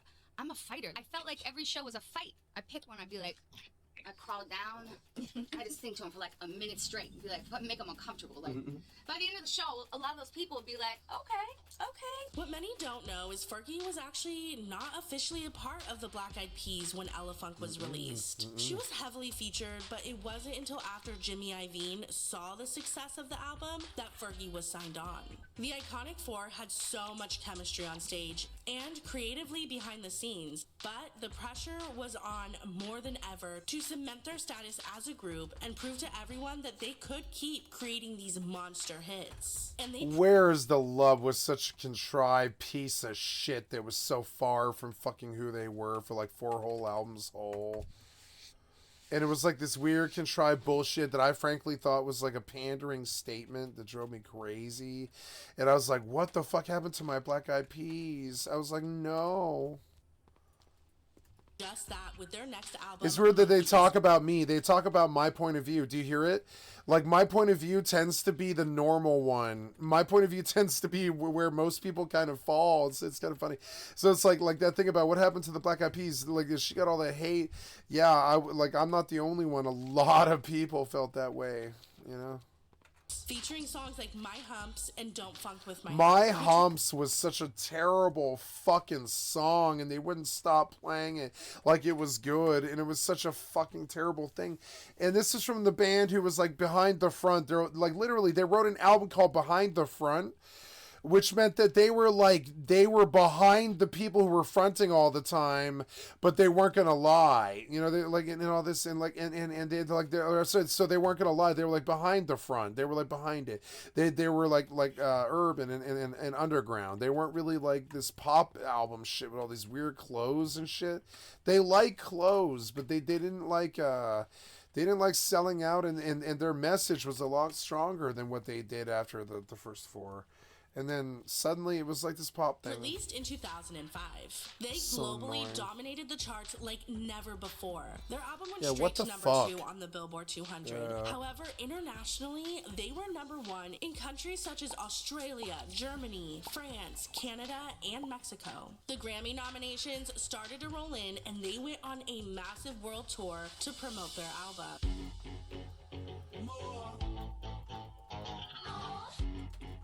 Ugh, disgusting.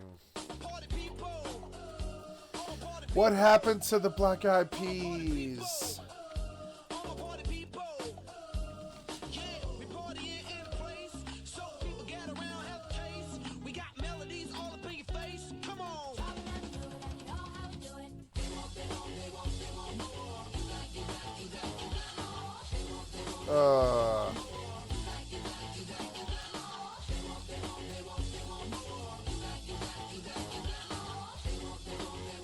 What happened to them? They got killed. That sounds so bad compared to who they used to be. Even the instruments sounded worse than when their first albums were. Like, that was after the Interscope, and it sounds like the instruments they were playing were like worse. Like, they didn't want to spend the money on a good background band or whatever. What was that? To That finally sucked. work on her solo album that she started years prior. A large portion of Fergie's album was actually recorded on the John Lennon studio tour bus while touring with Wow. the band. And will.i.am was one of the executive producers on the album. In 2006, Fergie released her debut solo album titled The Duchess. It's Oh very my god. autobiographical. You know, it's very true. You know, all of the love songs are definitely about different boyfriends that I've had. There are also struggles with, you know, my substance Drugs. abuse. I deal with that, and a lot of vulnerability, which I think that people haven't seen from me, you know, in the Black Eyed Peas. You know, the Black Eyed Peas, Will's more of the narrator of the show. And that's cool because it was like that before I came into it. I'm not trying to step on anyone's toes. But this is my chance to be the narrator.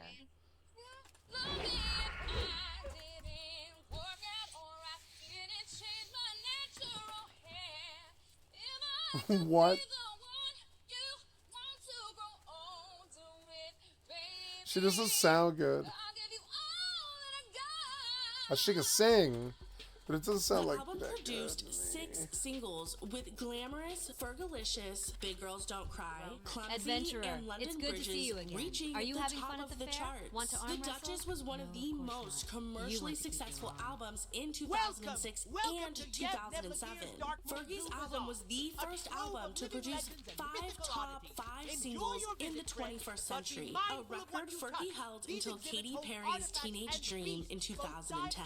Now, during this time, the Black Eyed Peas had taken a break after 4 total albums and non-stop touring. But they were ready to go full swing ahead and release 2 more albums titled The End and The Beginning, and these were released pretty much back to back. Ticket The End redemption came here. out in Get your tickets 2009, turned which into was prizes. another global Step right up. commercial success. Welcome With to songs the like Dark I Got a Moon Feeling Fair. and This Boom Boom voucher Pow. is good The for next 5. album Yes, titled The 5 Beginning, released prize in tickets. 2010. When you And it was accumulate actually prize the tickets, you'll beginning want of to speak the to me end about of the redeeming Black them Eyed for Peas valuable as prizes. we've The more grown to tickets know you them. get, the There more was a lack prizes of you an can appearance win. from Fergie on the Huzzah. album, and it was pretty Here you obvious go, the here you Peas go. were A beginning to prize shift fit again. for a queen. The Beginning was the group's Congratulations lowest to you, performing my album friend. since If you 2003's have more Elephant. tickets you'd like to turn in, Appledy then App, please Fergie, let me and know. Taboo went For on as long one as the final Dark Moon massive Fair is stadium here, tour I'll together redeem in your tickets. 2011. Here you go, before here you going go. on A prize fit for a years-long queen. hiatus. Congratulations to This you, is my when friend. rumors began If you have more circulating tickets that you'd the like to Black turn Eyed in, then Peas please were let me. breaking up. Let's make it clear, no one's breaking up. No rumors. Tasty There's drinks rumors for that y'all are sale. breaking up. You're not breaking Quench up. your You're taking thirst a break on some of the to do Dark other Moon Fair's things. finest Yeah, people booze. they like to finish sentences like,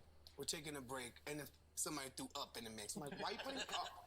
Yeah, We're taking a break, not, right. not a break up. Not breaking up. 2010, you co-wrote a song called "The Situation" about your relationship with will.i.am. Yes. Right? Yes. Was that where you all going through a thing? Because part of the lyrics were, "I build you high, I build you high, and you break me down," and that's the story about a situation. Yeah, I build you high, break me down. Yeah, that song. It was about the yin and yang of our working You've got relationship. money and He's we've our got husband. food. What are you waiting for? So, yeah, we go through stuff. It's not always saccharine filled, That's like gold. Sometimes creatively. Fucking gold. Oh wait, no. Yeah, it's 20 silver. Say so.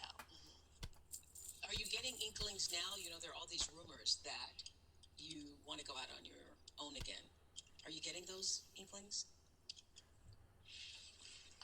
We're on a break. I'm really enjoying having this time with my husband, being at home. Welcome to the fair, young one. Now, as far as We have breaking collected up, wonders from all over the world for your perusal. Oh, and please let me know if you But managed everything to would collect change a set again of the just 4 lesser years dark later moon in cards as the master. 2014, I when mean, Taboo I was would be diagnosed with keenly cancer. interested in them. June 24th, 2014 is the day that it was like the breaking point. It was a nightmare because I was in the ER by myself. And that's when I got diagnosed with stage 2 testicular cancer. First thing I thought about was my kids. Am I gonna live? This is my last day. Taboo, my best friend, who I was in a group with, who 20 I'm in a group silver. with, he was diagnosed with cancer in 2014, and he beat it. And he wanted to get the group back together. That was we a were bad never broken buy. up, so we just were on pause, and we were on pause, not knowing if we were going to return as a trio or a quartet. And we wanted to be a quartet because we wanted to honor the form that the world catapulted us to a different level. Now, Fergie had already begun work on her next solo album, Double Duchess, and this album was actually already running late, so between working on her album and becoming a mom, Fergie decided she did not want to join the Black Eyed Peas on their next venture. I remember having a conversation, we all did, with Fergie. Hello, She's like, adventurer, "You know what, fellas, I'm and gonna do this welcome whole to the thing. Dark Moon I really Fair. want to release this There is Double so much Duchess to do album." here at the fair And so that it us can be a little respectfully, overwhelming for we're our like, first-time okay, cool. visitors. And That's honestly, why not I'm to here to sound help. selfish, Do you but have I'm on any a 5-year questions? plan, which means No that one really at any knows day, who made the Dark Moon God cards forbid, or I what will their be true purpose re-diagnosed is. with cancer. But I'm I like, can I'm tell not you waiting that for they anybody, have been because found this all could be over my fucking Azeroth, last time doing this. usually in the So I hands gotta of a go. villain I attempting love those to guys. unlock Those their guys are my mysteries. family. We've been through There so are many 4 experiences that types nobody of has been through Dark Moon ever, cards. and Beasts, you know, elementals, that's how it is. portals, They're and doing their project, warlords Masters of the with Sun. 8 cards, We support each 8 other, to and 8 in you know, each I'll meet them suit. on the other side. If you The collect original all 8 trio, of Will one I suit, Am, then Apple you the can turn App, them and into a Taboo deck that began you can work give on their to our album Professor Masters of the Thaddeus Sun Taylor. Volume 1. Just And did this time, they another went batch back of to Dark their Moon original specials. hip-hop roots, ditching the electronic and pop influences that they were seemingly pushed into by Yeah, see what I'm saying? The electronic and pop influences were pushed by Interscope, and they were replicated when they wouldn't do it, I think. That band never would have done it. That's what I keep saying. That band never, ever would have fucking, like, done this. Like, they never, ever would have done this. And a return to the rap is something that the Interscope did after they replicated them to make them, to honestly keep that story going, I think. It's what they did to keep it hidden. Masters of the Sun Volume 1 was heavily influenced by the current social climate, and a couple of the tracks even featured a new artist, J. Ray Soul, who Apple the App discovered during his time as a judge on The Voice in the Philippines. You're currently working with J. Ray Soul.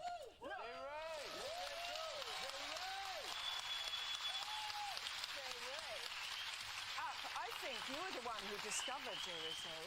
So, Will, it's like, yo, Why are all man, these you should people do, fishing? The Voice Oh my Philippines. god. I'm glad I did it because I discovered a talented, hard-working,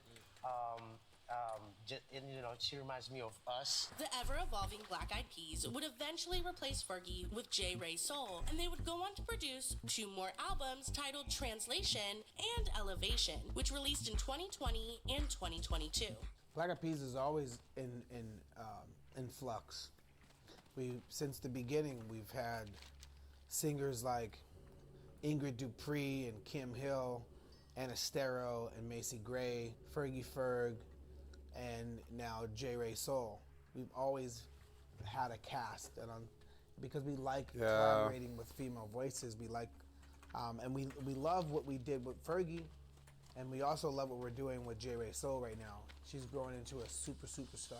After having finally seen global success in the music industry and 25 years of non-stop work, Fergie took a much-needed break after the release of Double Duchess to focus on motherhood. But she did have a surprise 2022 VMA performance with Jack Harlow as his hit song First Class sampled Fergie's smash hit Glamorous. The history of Fergie and the Black Eyed Peas working for over a decade to make it in the industry industry is incredible. Every failed and disbanded group, every time they were dropped from a record label, were all just stepping stones and the stars aligning to bring Fergie and the Black Eyed Peas together.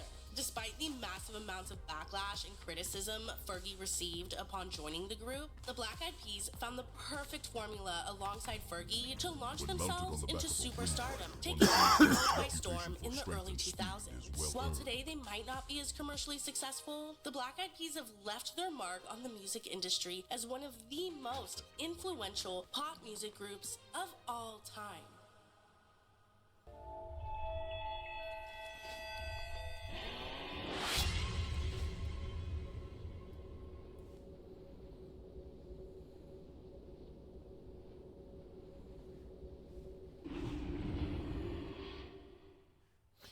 Okay, this is a natural place to stop.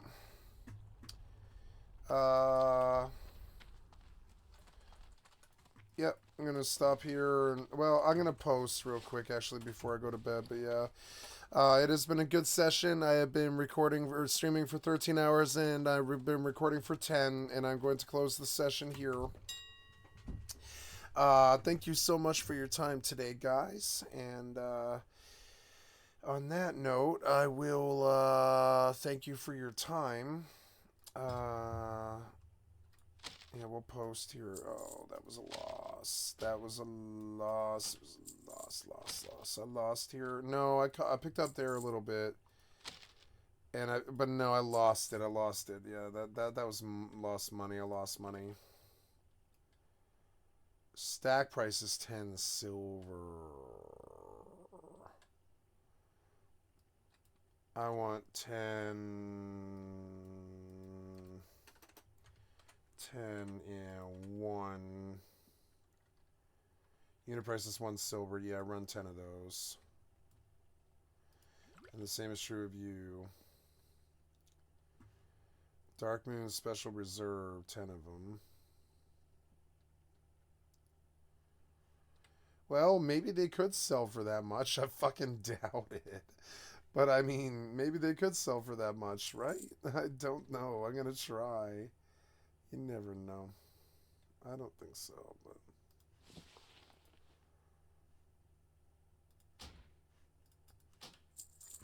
I want to drop for enchanting. I don't like leatherworking. It annoys me. I think I'm gonna... I don't know. Yeah, I'm just gonna sell it, I guess. I mean, I don't know if I want to level the leatherworking, but I don't need it per se. I don't need leatherworking. I need enchanting, damn it.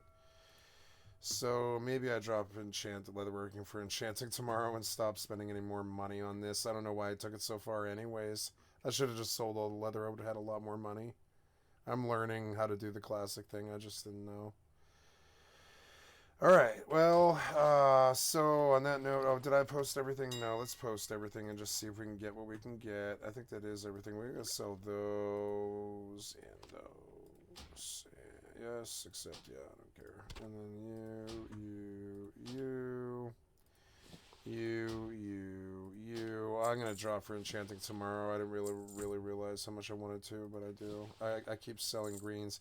I should technically buy back all the greens I've sold and run them tomorrow to disenchant because it's just more money. You can tell that enchanting is what I want to be and do. Yeah, go to the reagent vendor. Look at the buyback here. And yeah, I want that Talon Strike. I want that Chanting Blade. I want that Serrated Knife. Yeah. Yeah, the Scroll Protection 3. That's stupid. I can't believe I bought that. It's so stupid. But yeah, we get the greens back. And I'll disenchant them tomorrow. And, yeah. I'm more poor than I thought, but that's alright. Oh, I have money waiting, I guess. Let's go see what that is. This is Greater Magic Essence. That's 17 silver and some other stuff. That's good. So there's some more greens, right? Yep, more greens to disenchant tomorrow. Yeah, and I'll just start disenchanting and I'll go enchant her now. I don't care. Oh. Splish. Green. Gonna go turn in this last quest and then call it. Because I don't want to do this in the morning. I'll forget in the morning. I'll get all the way out to where I'm going, and then I'll be like, oh, fuck, I forgot. This was over, huh? Yeah, that is over. Yeah, and then there's just, yeah. Oh, God, why you hate that album? Why I hate the So Much for the Afterglow album? Riffs are too repetitive, the lyrics make no sense. All the songs are B-sides and the cover art's a mess. There's so much here to tear apart. Listen to it for a week, now that we has passed. Why I Hate This Album podcast with Tim and Garrett. Hello and welcome to another episode of Why I Hate This Album. I am one of your hosts, Garrett Harvey. Thank you for the excellent content for my stream. Why I Hate This Album. Skeletor to my He-Man, Timothy Richardson. Tim, how are you? I am disgusted with the state of humanity, Garrett. These people are filthy, filthy beasts. I mean, I'm not going to argue with you even a little bit, but do you care to explain why you feel this way? I mean, I'm a little bit hesitant to say this with you within slapping range. Garrett, I did it. I made an OnlyFans dedicated exclusively to your feet. You know, and here's the thing. I spent so much time, Garrett. I had a specific section that was dedicated to hiking through the forest in cheap flip-flops. Nah, man, you guys suck. Sorry.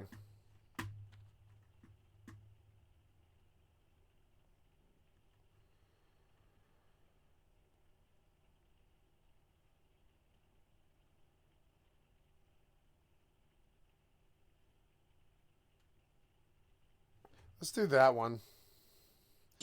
This is Spice Girls, How the Spice World Came Crashing Down by Deep Dive, the person we were just listening to. There's millions of kids out there who want to be pop stars. We're just a group now, that's it. Loud. Just a group, nothing's going to break us up. It's all about girl power. Hi, I'm Jerry. I'm Emma. I'm Victoria. Jerry for the fucking win. Emma for the my win. name's Melanie B. There were rumours that you and Jerry They were so were hot. more than just good friends. Have you got a good tongue on you? I hope so. If you're going to be Mel B. Me and Jerry alone together. When I first met Mel B, I thought, what a beautiful girl. You know. There was definitely friction the way the relationship between Melanie and I. She knows that. She had great boobs. So you did? Well...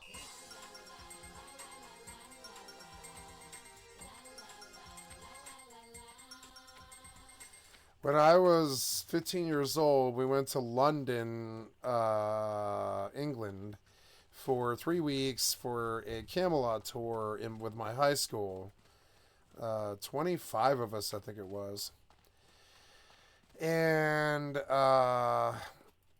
this was very interesting because when we got there, I had never experienced nudity on television before, and I was also 15 years old. I had seen some porn, but not really like that much. And oh yeah, what's the best money one? It's gonna be like that one. That thing sucks compared to mine.